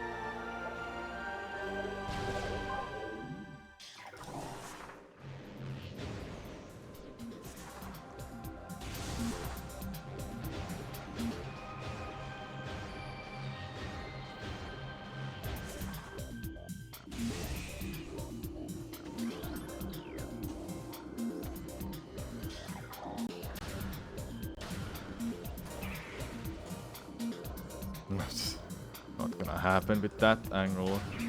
Like that.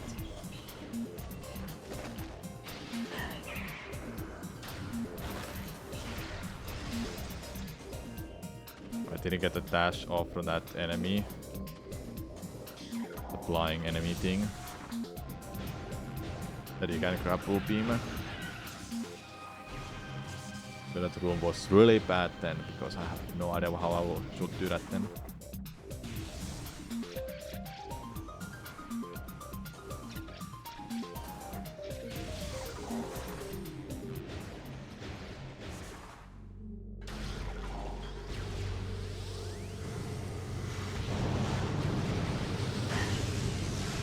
Dude, stop.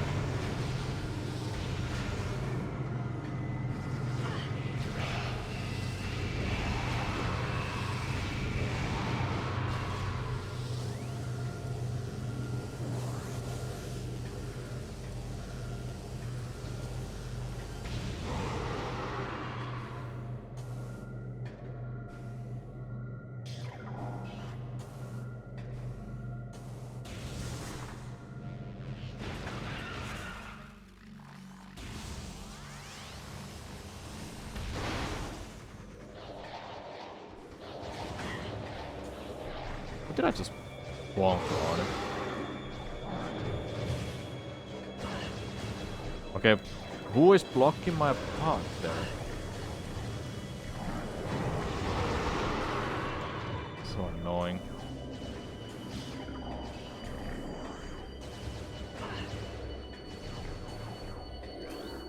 What's also annoying that they push you back from each hit and you can't control that.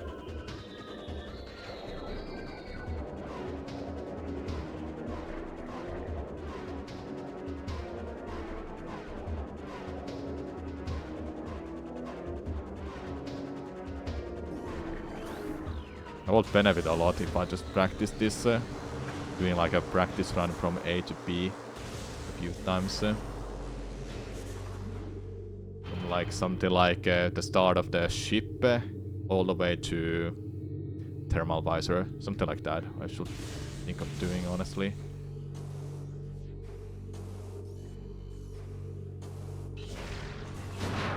Would be great.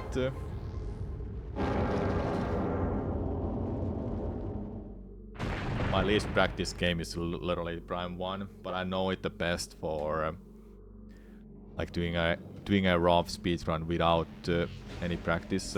I know the route, that's all that matters to me. But the strats and such, I'm not that refined on it or practiced. You know what I mean. But Prime 2 and 3 are two different kind of beasts that require practice. So you do some stuff at least. Those. You wanna give me a power bomb, please? There it is. Good. Especially Prime 3 is kind kind of a piece as a speedrun that I've managed to learn most of the hard tricks. All of them, in fact. There is a one more hard trick, but nobody has finished a run with it. Mikkel has done a run with that. It skips screw attack.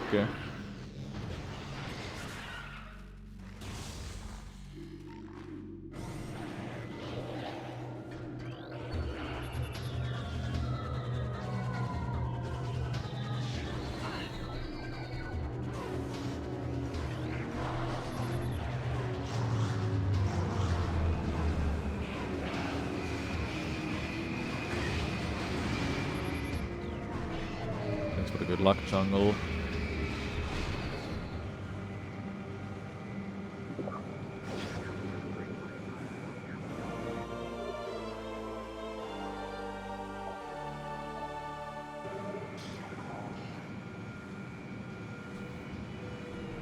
It's funny. What do you mean that? What?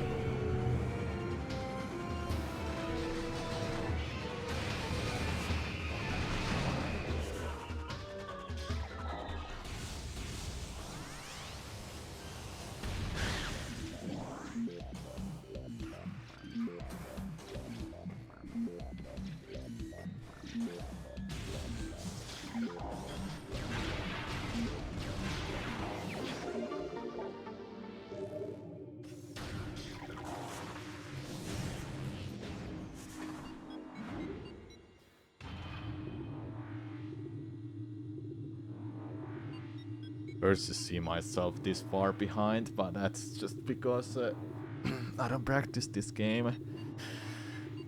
All the practice I've done for the game were that infinite bomb jump that I was doing earlier. That's my practice for the past months. If I really just sit down for a few days, maybe like a week, and do some practice. Ooh. That would be great, honestly.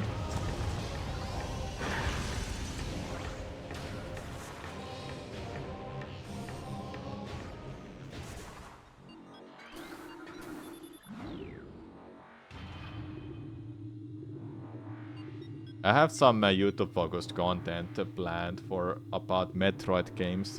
I don't want to spoil what it is, but it is gonna be fun. I hope it will be fun for you.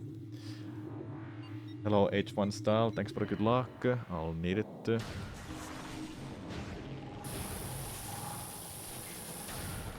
Okay, this time let's just jump down.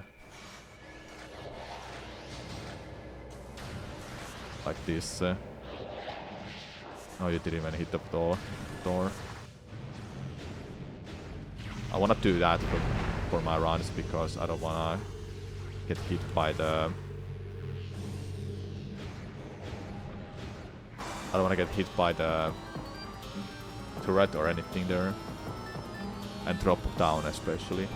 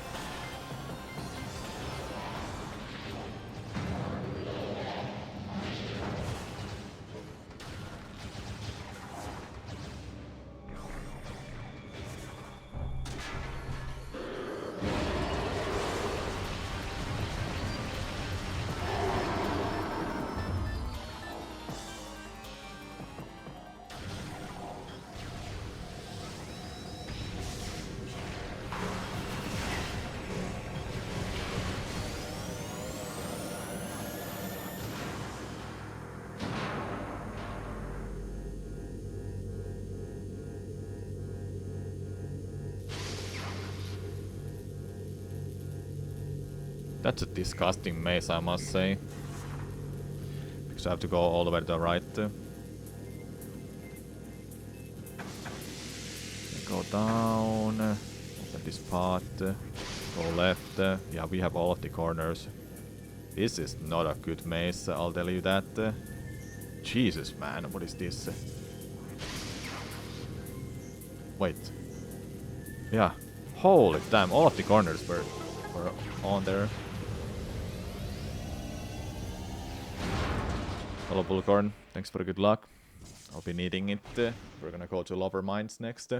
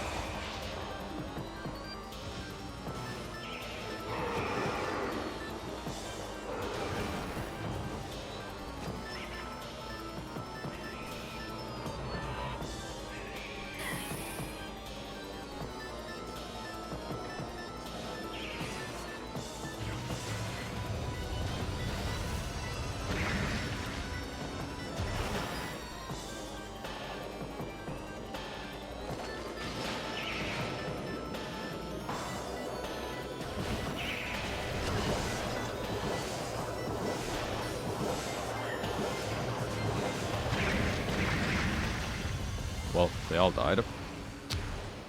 That stinks.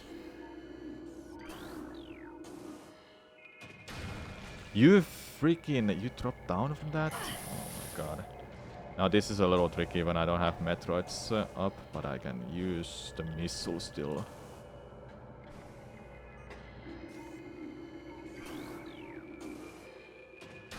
There we go. Glad I know that at least. And I should know it, because Metroids are not granted to stay alive. Those who don't know, that's Impact Crater there.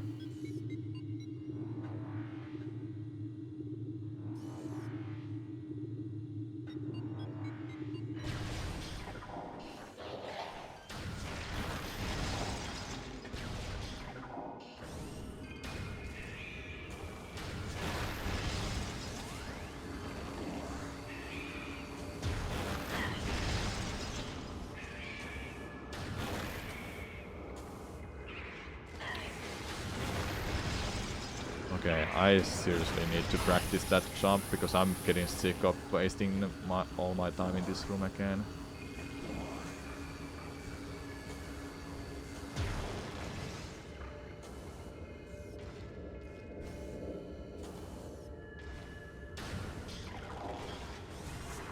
It's not even a hard jump at all.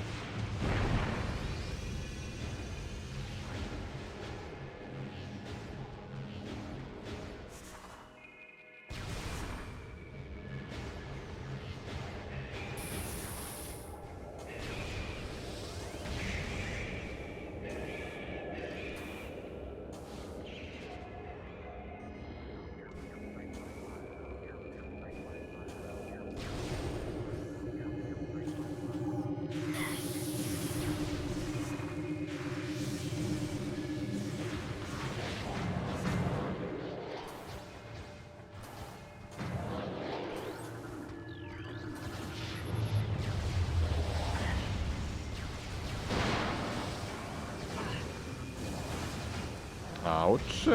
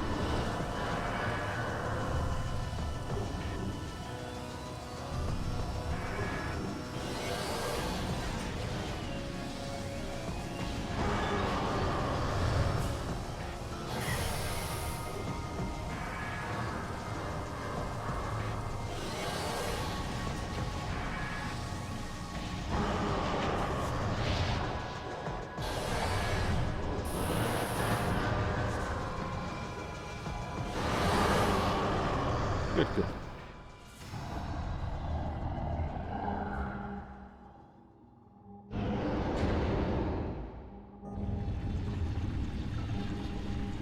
Ready to control bullets with your mind? Yeah. Time for some mechanics. Jason Miles kicked your butt the first time. Recently played Metroid Prime Remastered for the first time, and you're hooked. Nice. Asa Cooker. Enjoy the game.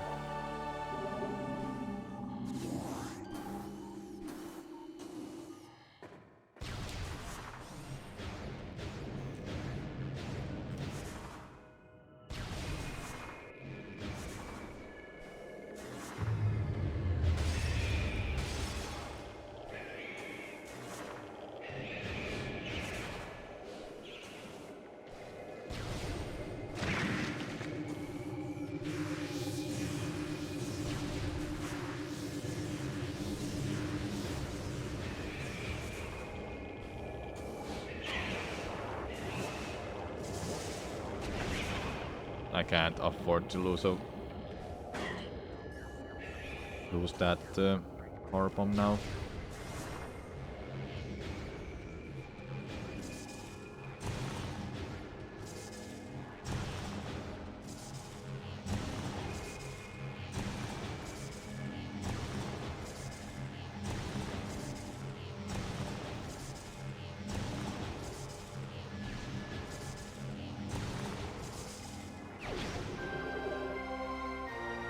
You get the gravity suit in a cutscene. That's funny. Yeah, the game thinks that you have gravity suit. Then it will give you the Phazon suit. But since we skipped it, it will just upgrade the gravity suit from Phazon suit, from Varia suit. For some reason. Dude, get the hell out of my way. Okay, this part sucks ass. I have to just stay in human mode.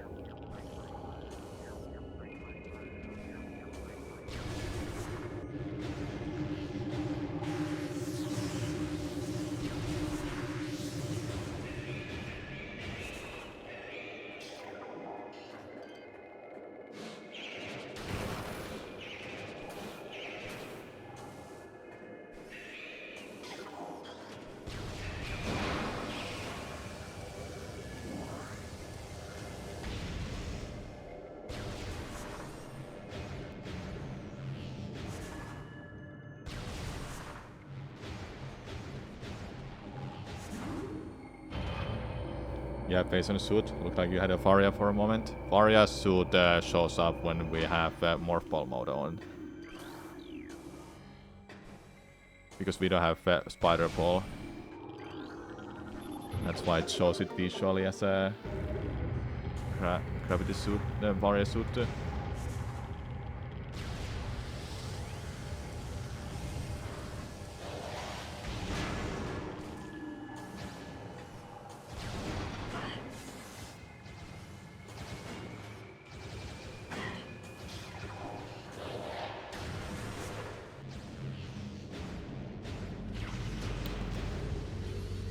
Okay, I need a power bomb now.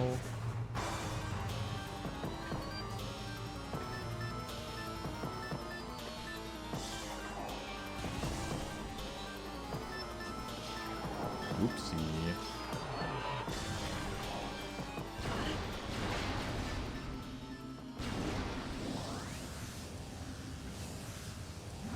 So yeah, I need a power bomb. I wasted that there by accident.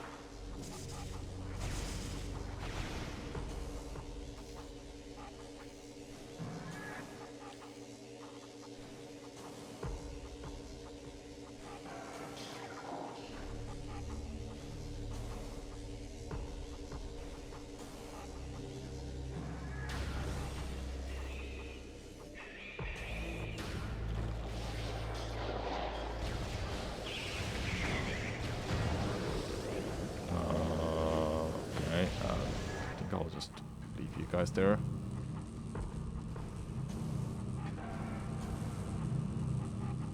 Why is the...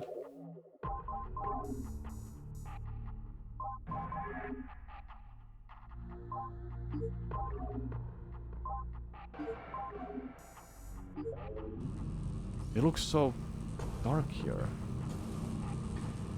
It is dark still. Okay.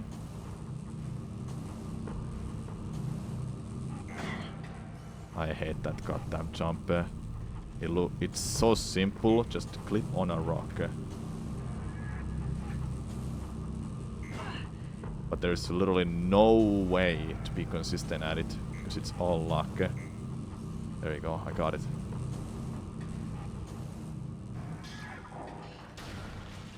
Now I gotta get the power bomb. Hopefully I get it from here.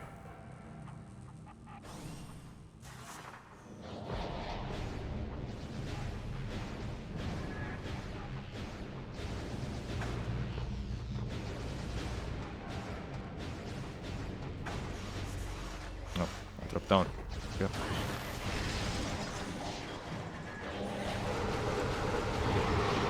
Do you drop a power bomb? Nope, you don't. Oh, I have a power bomb. When did I get it?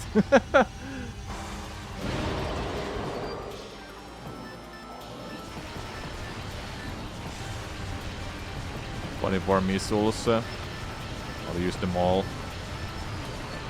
Boom.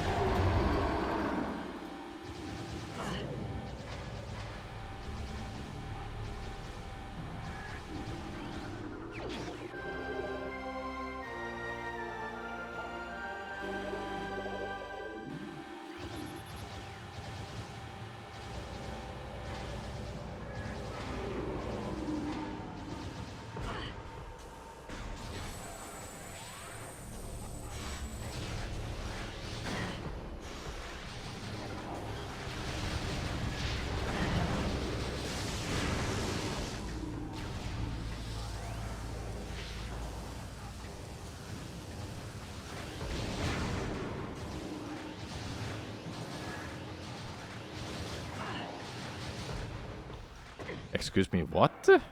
Did I got like damage boost to go past it?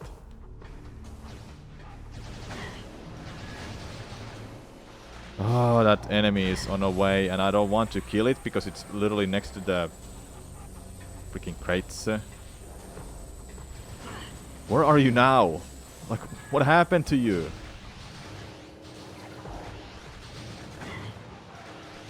I don't even know where I am. I have no idea where I am. How am I here? Oh, I didn't even open the pot. I was like confused why I can't get past that.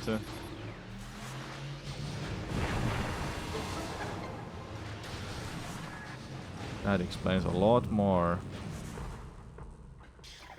I didn't shoot.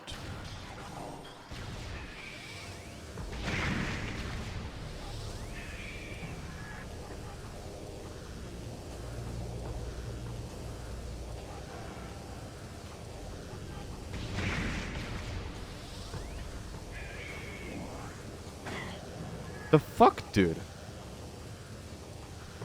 Stop. You? It was you. Oh my god, I pressed the L there. Don't press it. These jumps are precise because you have to do the thing right to land on that. Because if you don't, you'll just fall off.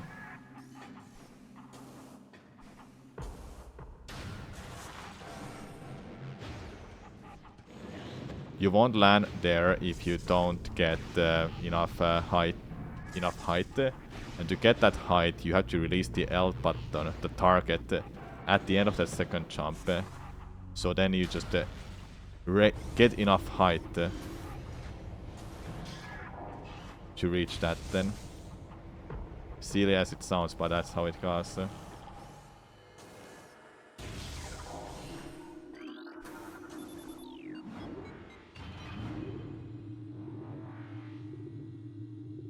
Dude, this took forever.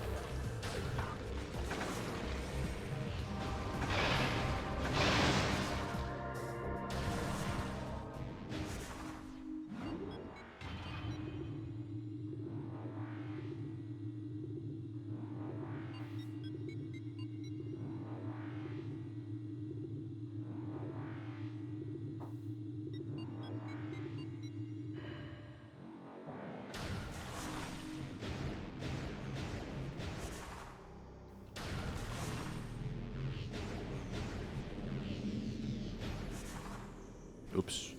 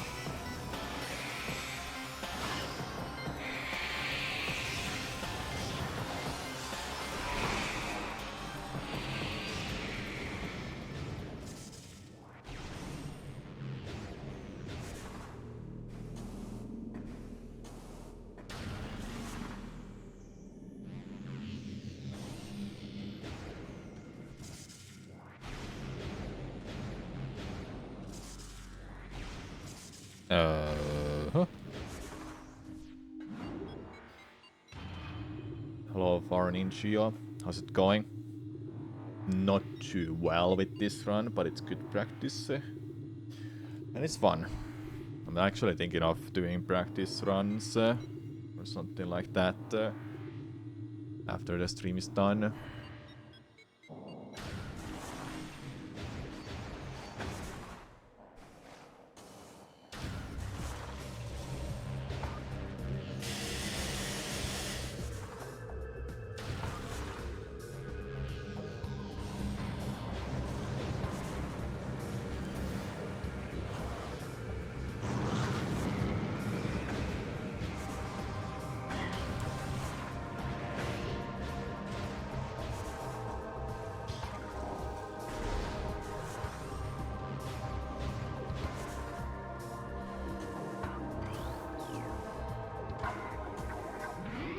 Let's see, can I get that ship dash or not?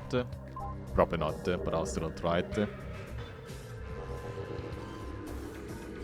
Yeah, I'm not gonna get it with that.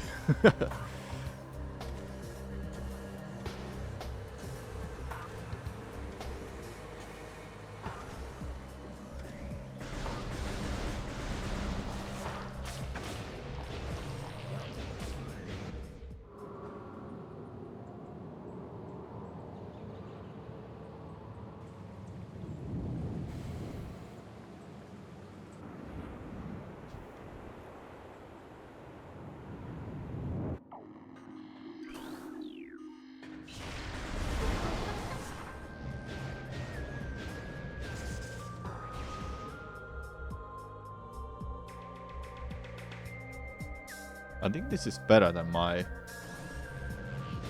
trilogy runs. Best time I got 137 something, was it? This should be better than that.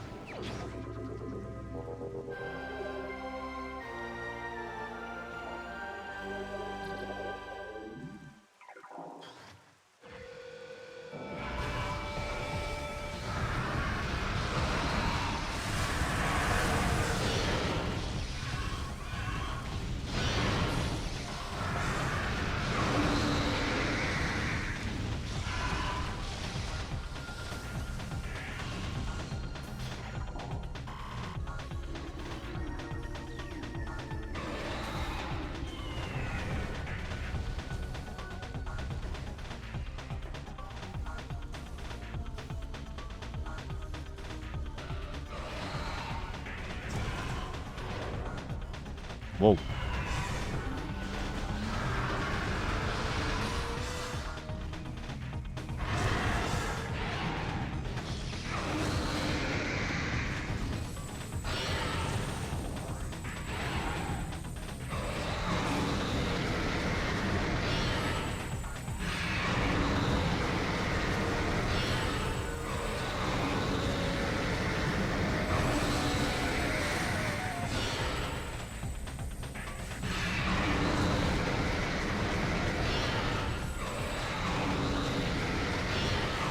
Let's go. Perfect second base.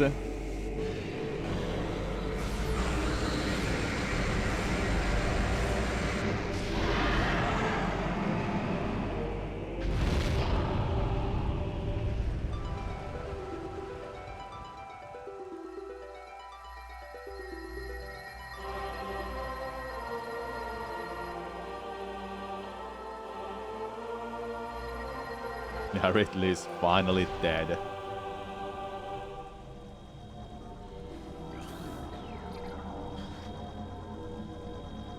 Well, it will never come back.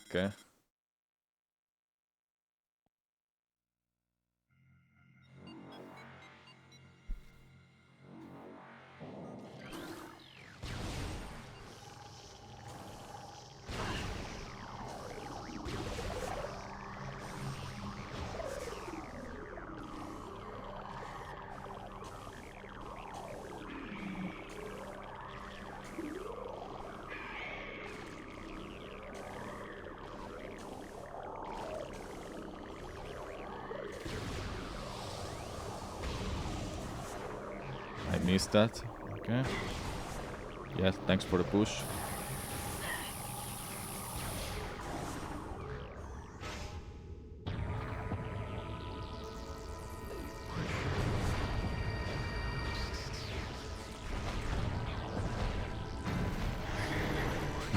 Surely. Since Prime 4 will send Samus back in time, we might see our favorite space dragon again.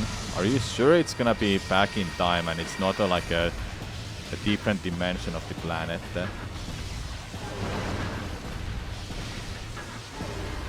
It feels like we go to the future because of all the remnants of the space ships and such there. Even the Skell. Don't know.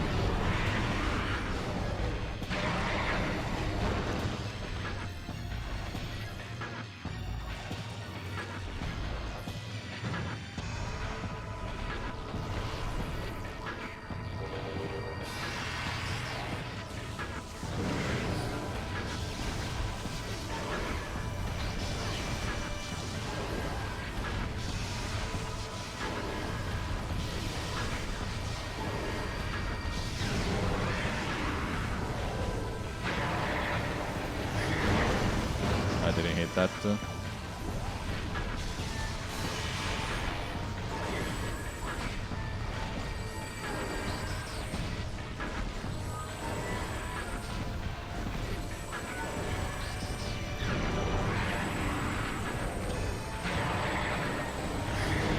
That hit.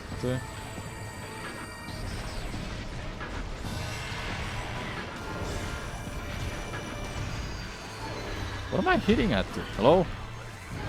Is it the leg? Somehow?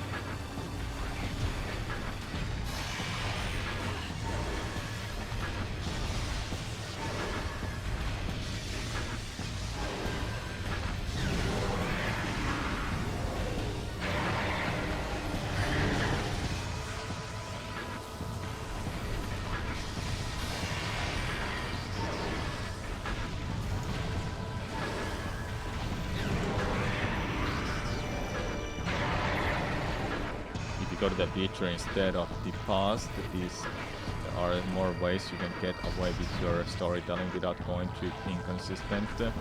Yeah. But I have my doubts at its past because it feels like it's a different dimension of the planet that we go to. Or get transported to. Also, an interesting one, I think, will be the case that the Metroid Prime is one of those alien species that was introduced in a trailer. Lamos was it called, the new alien species, because its face reminds of Metroid Prime a lot. In essence, face, I mean. It was mentioned in one of the YouTube comments, and one of the video also that I watched also had that mentioned. Okay, just open your mouth.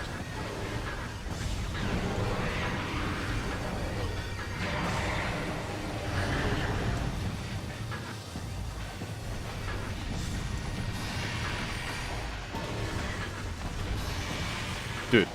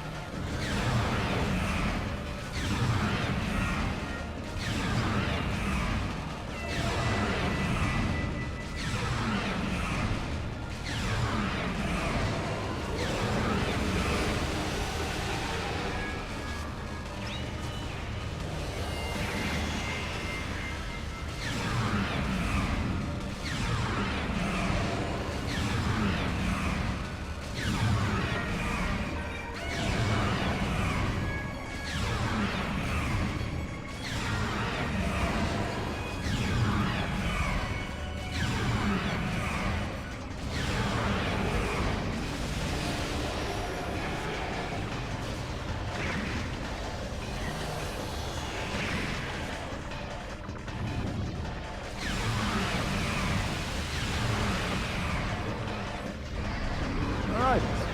134.20.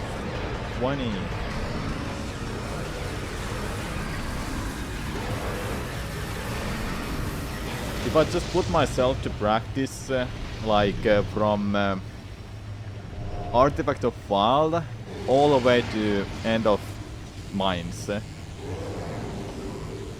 then I think I'll get some good practice in this. Yeah, I didn't call anything, so it doesn't matter really. But let's see. From Artifact of Wild all the way to Vason Mines will be like a 40-minute practice session. 50 minutes in fact. Damn, it's a long split though to practice. Maybe from Artifact, maybe from Ice Beam or parts or something. I don't know. Ventrona Drifts is something I have to get better at too. The second visit when you get the 2 artifacts and Thermal Visor. Thanks for the GG's, y'all. And Vason Mines is definitely something I have to get through as well for practicing. I shall do that. But hey, we finished the run. That's what matters.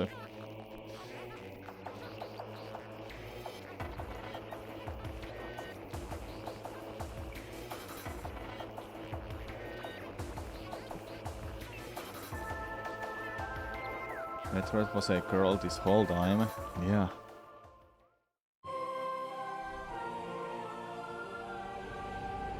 $134.20 real time. This will be 1 hour 9 minutes in game time. In game time.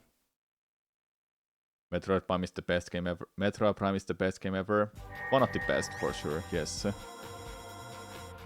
111. Yikes. Did spend some time in some places at least. I've lost me time. It's alright. Good practice, hey. That's what matters to me. But yeah, I should do that practice for... Okay. To do things later today or tomorrow when I'm not doing any streaming.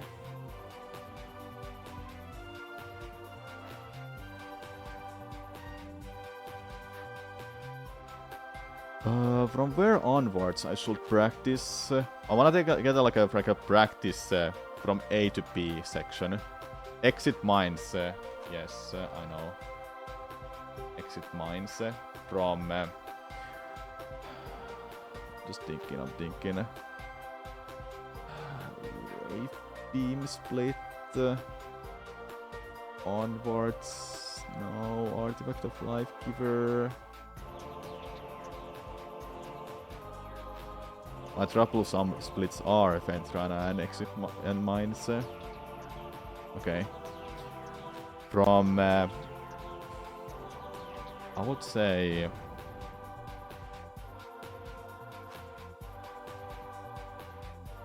Talon save to Makmur.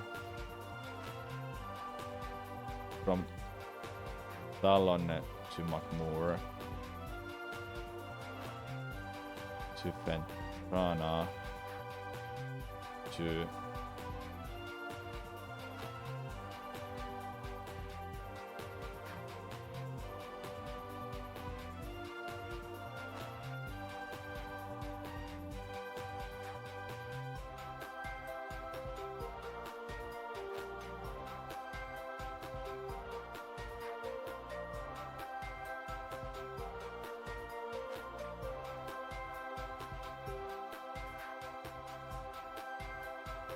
Okay, I think this is a good way to remind myself. From exit Joso split to exiting mines. Space on mines, okay. I should run through that a few times tomorrow. That should be a good practice then. Yeah. Because I think the rest of the run I'm fine with. It's just the phase on mines loses the most time to me right now. Ideally, the best case scenario for me is that I get phase on suit in under 1 hour, but that's just long over far away my skill level right now. Need to get better everywhere else too. Another one was Artifact of Wild with out of bounds. Just to remind myself. Okay.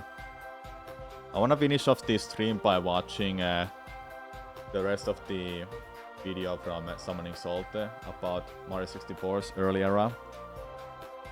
So we'll do that. No more runs today for this. I'm sorry. I'll do more runs for other game though. Metroid Prime 2 in 2 days, in fact. How much is his motivation left? Oh, there's like less than 30 minutes left of this video. Let's watch it then. Alright.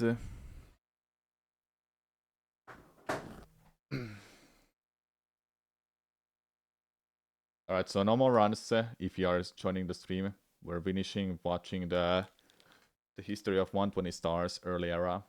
Wanna get it done, so I don't have it hanging around for a few days. Thanks for the GG soul again. I appreciate it. Alright, let's finish this then. Shall we? dried up a bit once there were no threats to his record. He developed off and on than ever. Throughout the rest of 2012, Siglemik played the game off and on. His motivation dried up a bit once there were no threats to his record. He developed a cycle where he wouldn't play for several weeks, then came back and did a 12 or 24 hour stream. It seemed like a perfect run with his strategies and skills could be a 143. He had a high 144 right now, so he'd have to take another minute off. It was possible by cleaning up mistakes, but sustaining that level of gameplay over an hour and a half would be tough.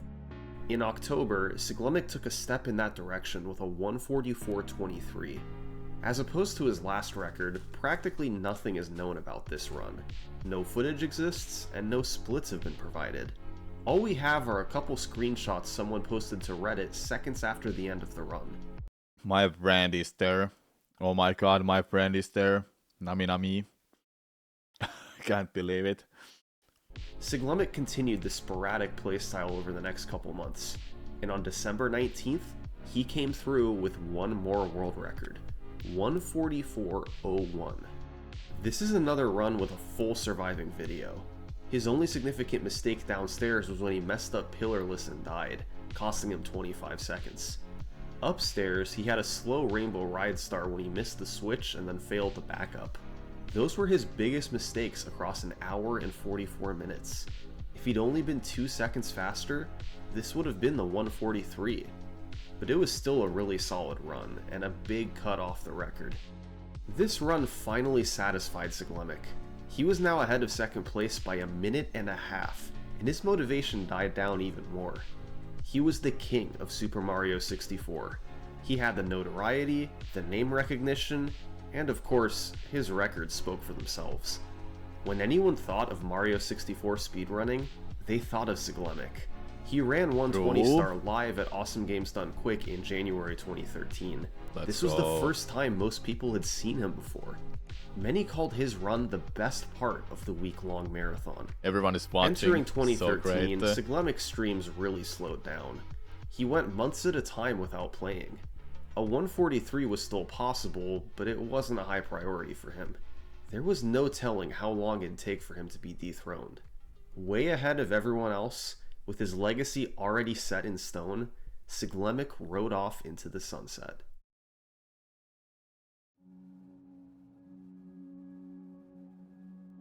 On August 18th, 2013, the Super Mario 64 community woke up to some pretty shocking news. A player named Hyacinth27 had supposedly just beaten Siglemik's 120 star record. Oh. The new time was 143.37, and he had streamed it live. I know about this. Many had never heard of this guy before, and now it seemed like he'd somehow beaten Siglemik to the 143. Supportive messages poured in. Even Twitch themselves congratulated Hyacinth. But how could this happen? What was going on?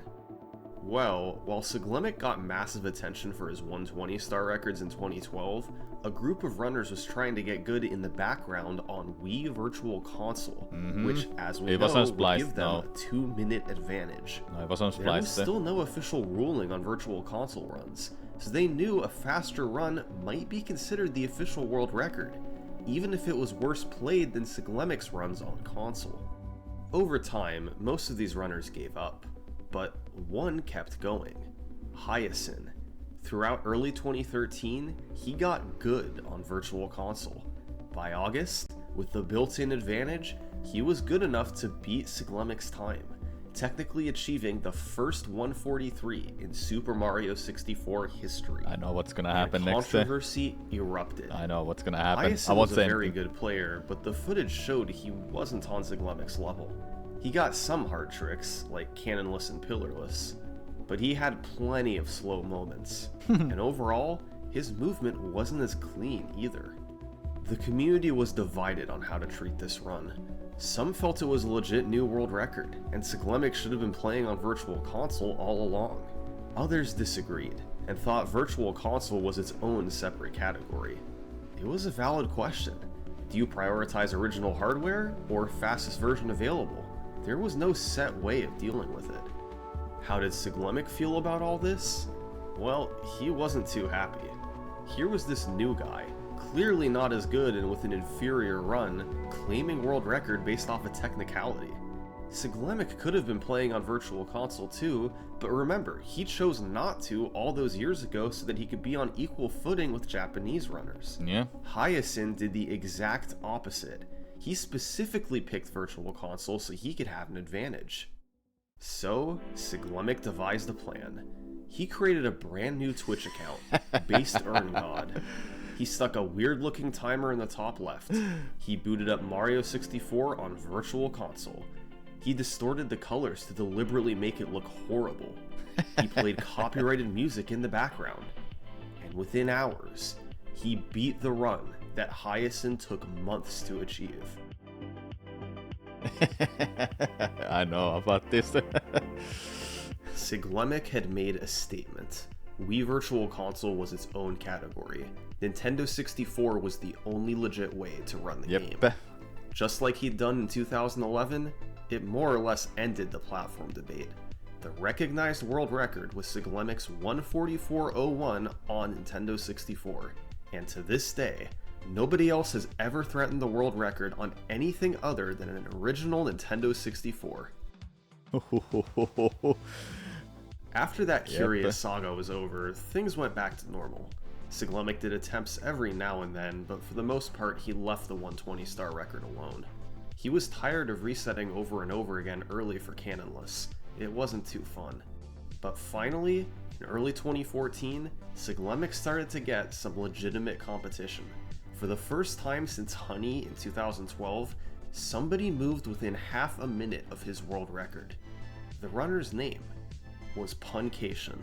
Punke started running the game in 2012, inspired by old school runners like Giano and later Siglemic.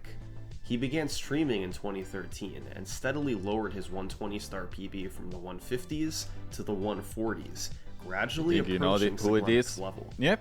This slow and methodical march downward culminated in a 144.30, the closest anyone had been to Siglemic in years. Punke's run had a particularly slow start, with a bad Whomp's Fortress and Cool Cool Mountain, but that just showed he had more time to save. The potential was there to get a 143. With Punke closing in, Siglemic ramped up his attempts again. He was so close to a 143. Just 2 more seconds and he'd be satisfied. He started doing 24-hour streams of 120-star, and supposedly had some amazing attempts. A Reddit post from March 18th details one run that was on pace for a massive record deep, but Sig made catastrophic mistakes at the end to kill it. This continued into April. Siglemic just couldn't beat his 144.01. Then on April 22nd, it was Punke coming through with another PB, 144.11, performed live in front of thousands of viewers. He was now just 10 seconds away from Siglemic. This run was also on 143 pace deep, but he died on Rainbow Ride going for the Lakitu bounce. That sucks. You're intended to go above the red coins to get to the cruiser, but by precisely wall kicking and then bouncing off Lakitu, you can take a shortcut to get there faster. It's difficult, and Punke died going for it. Had he not, this would have been the first ever 143. Siglemic was on the verge of this slipping away. He'd been dominant ever since the record was a 146. It seemed like 143 would be his natural end goal, but now Punke had swooped in, and it might be too late. Determined to get the 143, he started up a stream the same day as Punke's 144.11. Just as usual, Siglemic played for hours, much of that time spent at the start of the game. But eventually, he got a run going, and it was evident that this time, he was locked in. No. He gradually worked Not his today. way through the basement. Hazy Maze Cave, Lethal Lava Land, Big Boo's Haunt. He made small mistakes, but nothing huge. Star after star went down. He eventually made it upstairs, exactly 1 second ahead of the record. Everything intensified now. He was entering the home stretch, but also some of the game's hardest levels. Despite this, everything went smoothly until he played Tall Tall Mountain. Siglemic failed to enter the wall, and had to bail to another star. Not a huge mistake, but without splits he couldn't tell how bad it was. After, things went well for a while, but he had a rough 100 coin star in Tick-Tock Clock. He missed one single coin from a question mark block, and when he tried to chase it down, it had fallen over the edge. So, he had to go out of his way to collect more coins. After Tick-Tock Clock, Siglemik was 4 seconds behind the record. The 143 might still be possible, but from here to the end, Siglemik would need near perfection.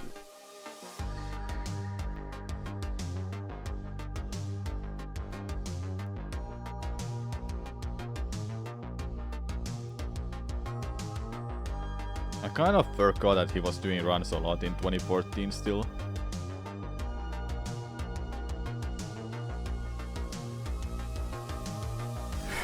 Alright. Oh, he got it. 143. I forgot about this. That's it.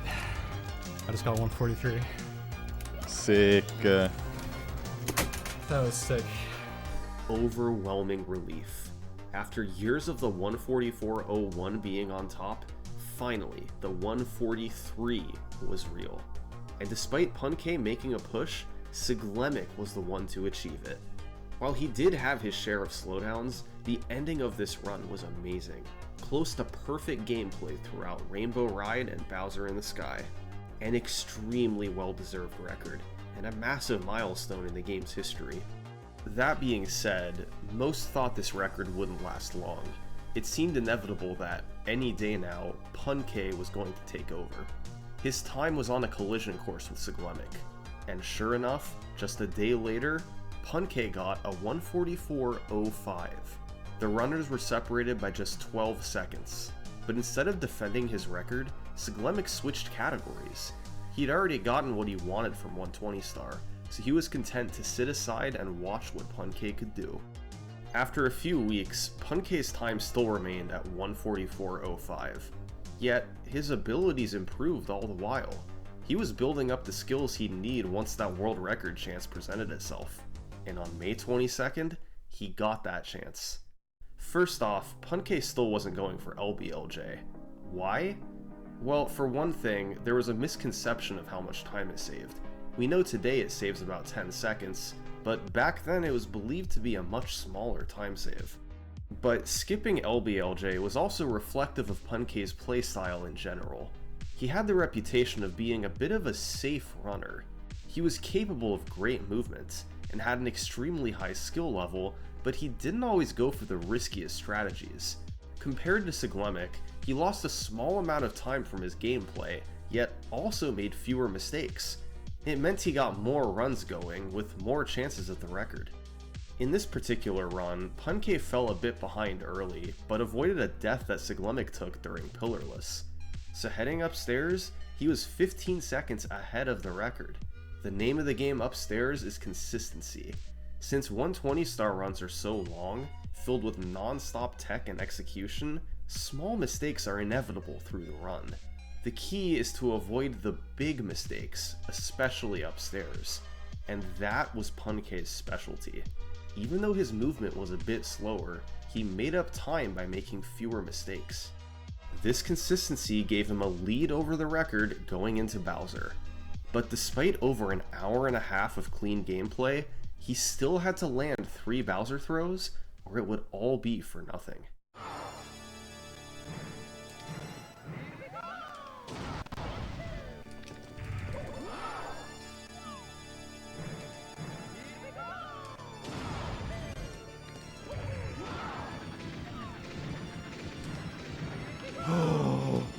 Whoa! I did it! I did it! I did it! Fuck. The most prestigious record in all of speedrunning had just changed hands. This was the first time since Siglemik's August marathon that he didn't hold the world record. The community celebrated Punke's achievement, stunned to see a new name at the top. And it was well deserved. Punke had developed the best consistency that the game had ever seen. Throughout the summer of 2014, Siglemik and Punke raced each other regularly. They formed a great rivalry since they were nearly equal in skill, even if their That's so playstyles close. were a bit different. But although he enjoyed racing, Siglemic had no interest in going for the record anymore. After so many years of playing, he'd done what he wanted with 120 star, and his motivation to lower the record was gone. So now, that meant it was Punk's game. Could he keep improving the record? The thing is, Punk hadn't been at this as long as Siglemic. Month after month, his movement and consistency got a little bit better. So, Punk believed that if he kept going, he could eventually make it to the next minute barrier. While the 143 was associated with Siglemic, maybe Punk's time could be the 142. That July, he embarked on a journey to try and get it.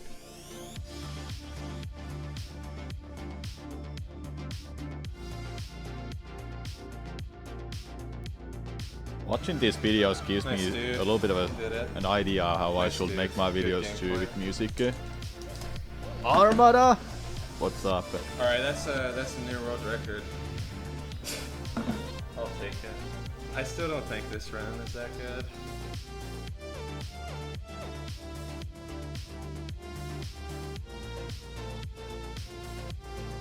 Is that 142? No! Oh man, No, dude! almost. Why? Are you freaking kidding me?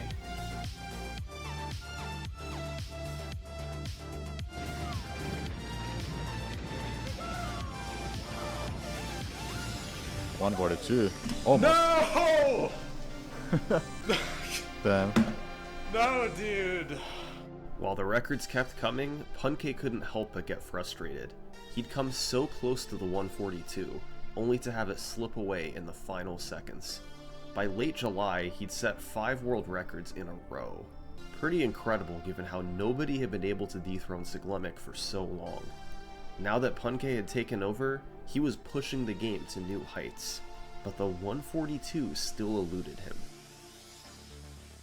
On July 28th, Punke opened a 10-second lead early. He maintained that lead all the way through the basement, with his only mistakes being relatively minor. He then balanced a big time save in Fire Sea with a bad Jetstream star in Dire Docks. So he made it upstairs with a 16-second lead, on pace for a 142. He then played a classic Punkation upstairs, consistent and clean, without any huge time losses or time gains. Ahead by 19 seconds, Punke entered Bowser in the Sky. How much He there was is left? far enough ahead that 10 more even minutes. with a mistake, he would still be able to get the 142. But the pressure was on. He still had to avoid dying or something else catastrophic. And we remember what happened last time.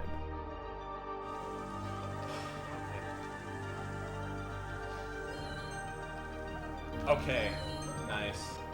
I think I'm safe from dying now.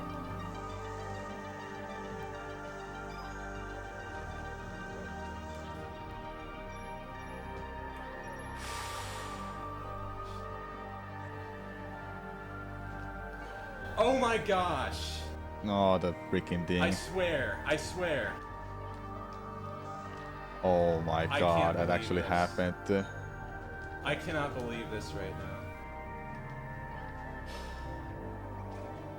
now. Are you freaking kidding me? I think that just ended it. I think Yeah, that just ended it's it. not invisible wall, it's Okay, just a different. Why did Punke keep failing this jump? Well, this clip explains what's going on. Here it While shows. the axle appears to be rotating around its center, its hitbox actually rotates around one of its points. Like that. So yeah. if you're standing on the wrong platform and jump at the wrong time, you'll run into the hitbox. Punke didn't know this, and it cost him a ton of time. Still, maybe there was just enough room to eke out the 142. No, it's not enough, isn't it? That was it, man. That was 142. I just lost 142 because the invis wall just got me 3 times. Damn, that's so close. Like, are you kidding me? He missed it by just 2 seconds. Hitting the invisible wall twice would have been okay, but 3 times was too much. He couldn't have found a more disheartening way to lose it. This was the sort of thing that might have haunted Punke for months. He could have been thinking about it every time he had a run go deep, and never quite been able to close it out. But Punke was getting so many chances, and was improving so much, that he powered through the pain. And just a few days later, he came back and finished the job. Yes. There we go. Yeah, the classic speedrunner. What? 142.59. This game By the sucks. skin of his teeth, this was the run Punk'd been chasing after all summer. And yet, he barely seemed to care. Probably because he knew his work wasn't done yet. The run started with a slow Womp's Fortress, and in Fire Sea he fell down to miss the cycle. Those alone were 30 seconds of possible time save, not to mention other small mistakes throughout the run. So, rather than being satisfied with the 142, Punk'd just kept going. On August 16th, he got a run that capitalized on the Womp's Fortress and Fire Sea time save, but got hit by a shark in Dire Docks. Bad, bad, bad, bad. No. Despite that, he kept the run very clean all through upstairs, and going into Rainbow Ride, he had a 13-second lead. Nearly perfect Rainbow Ride so far. This You're is not gonna wall exactly jump, what I aren't you? need.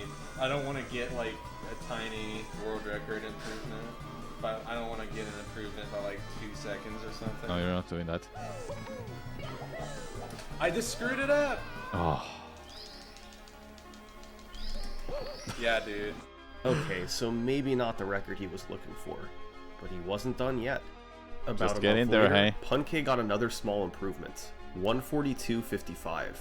This time, he had slowdowns in Lethal Lava Land and the Vanish Cap Star, but made up for it with a very clean upstairs. No death in Rainbow Ride. It all balanced out for another unsatisfying record. Finally, on September 24th, Punk'd got the type of run he was looking for.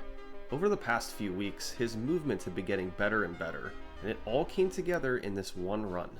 He gained time through the lobby, through the basement, and made it upstairs nearly a half minute ahead of the record. Oof, This was the that's fastest fast. pace anyone had ever been on, and his clean gameplay continued upstairs. Punk'd gained time through the next 4 levels, and entering Tippy, he had a 40-second lead. In the last few levels, he finally faltered a bit. A coin fell off once again in Tick-Tock Clock, so he had to do the backup. And in Rainbow Ride, he made an all-too-familiar mistake. Damn. Still, he managed to keep a good chunk of his lead, and it culminated in a final time of 142.41. A sizable world record, close to what he was looking for. Had Tippy gone as smoothly as the rest of the run, this might have felt close to unbeatable. Punk'd was now more than a full minute ahead of Siglemic's last record. This was a similar level of domination to what Siglemic had had a couple years ago. Punk'd had done it through a combination of consistency and gradual movement improvements. He saved fractions of a second here and there on stars. That adds up to a decent time save across all 120 stars. Punk'd was the king. At least, until October 2014. When perhaps the biggest discovery in 120-star history was made. Alright, you're familiar with Cannonless. This trick was the bane of 120-star runners' existence. It was effectively random. Even if you performed it correctly, you just ran at the wall and hoped to collect the star. It worked around 20% of the time, and if you didn't get it within a couple tries, you were forced to reset the run. It was possible to get stuck in this loop for a long time, and top 120-star runners hated it. But in October 2014, it was Sockfolder to the rescue. Sockfolder is a legendary glitch hunter who has found setups for tricks in popular speedruns like Ocarina of Time and Super Mario Bros.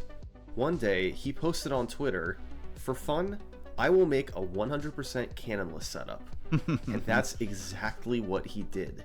After a few tweaks to simplify things, Sockfolder had invented a setup to hit Cannonless every single time. You grab the wall next to the plank and pull yourself up.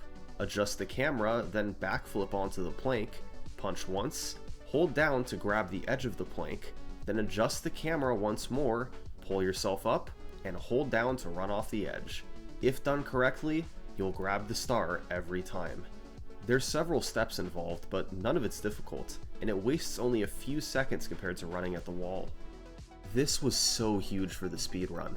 Runners no longer had to waste hours trying Cannonless over and over. They could get so many more runs going. Now, it was only a matter of time before Punk'd would get another record improvement. He continued doing attempts in late 2014. Keep in mind, the record he was up against had a very fast start. It was only in Tippy that it began to bleed time. So on December 18th, despite falling as far behind as 28 seconds, he was able to bring it back. He had a very clean tick-tock clock to save 14 seconds, pushing him into the lead. And in the home stretch, Punke preserved that lead. He landed all 3 Bowser throws and closed out the run as a 142.32.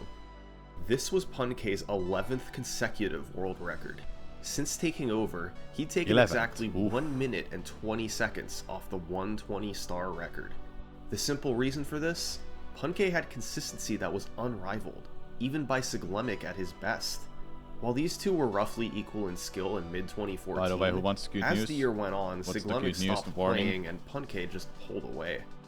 As of late 2014, that was the state of 120 What's the star. good news, man? Punke was in full control of the leaderboard. The How new much there is cannonless left? setup had 2 opened minutes. the door to new We're possibilities. almost done with the video. While Punke had already taken the time to a mid-142, there was certainly room to keep dropping it with more attempts. The future was wide open. But to show you the next chapter in 120 Stars history, I actually want to go back a few months. Back to that period in mid-2014, when Punke and Who has the world Siglemic were record right both now? active, I think it's racing each other Green regularly and Shuichi. having a blast competing together. Now, we know that Siglemic's world records have largely been lost to time. So frankly, the clip I'm about to show you from a random stream of his, it's incredible that it somehow survived. Oh, This yeah, was it most is. likely from June 3rd, 2014, just a couple weeks after Punke first took the record from Siglemic. Sig and Punke were about to race each other, one-on-one in 70 star. The two best runners in the world going head-to-head, with thousands of people watching live. If you've been around long This was enough, gonna be good. you'll know. But then, You right as they know. were about to start, a third player joined the race. This player was a promising runner, rising up the ranks, but really nothing special yet. He was in 29th place on the leaderboard. Nobody was paying attention to this guy. Why would he join a race against number 1 and number 2? But maybe he was confident for a reason. Although he got crushed by Siglemic and Punke in this race, he wasn't discouraged. And over the next several years, this guy would go on to set more world records, and perhaps have the greatest legacy of anybody who has ever played Super Mario 64. And the very first time that people heard his name was this clip from Siglemic's stream. Dude, who's this random dude? Cheese05? Why did you join this race? This is the race between two titans. You'll get Two titans, and she's also becomes more than a titan. He becomes like a card. Yep, next chapter is gonna be amazing. I think this is gonna be a 3-part video series that he'll make. Alright, that's enough chat. I'm gonna stop now. I'll go and start practicing a little bit if I feel like, but I'll also gonna go eat, hey, and maybe prepare for a new YouTube video to edit. What is a go to a Myrtle kind of moment? Yeah, quite literally. This is a race between two titans. Man, I can't believe that clip is still that clip still exists. It's amazing. Oh well. But yeah, hey, tomorrow I'll have a YouTube video coming out. Then on Thursday we'll do Prime 2 speedruns. Then on Friday we'll do Metroid Prime 3 speedruns. Also Super Mario Odyssey online. So stay tuned for those, everyone. Thank you so much for watching, and thank you for your time watching me. I'll see you on Thursday, everyone. Bye bye.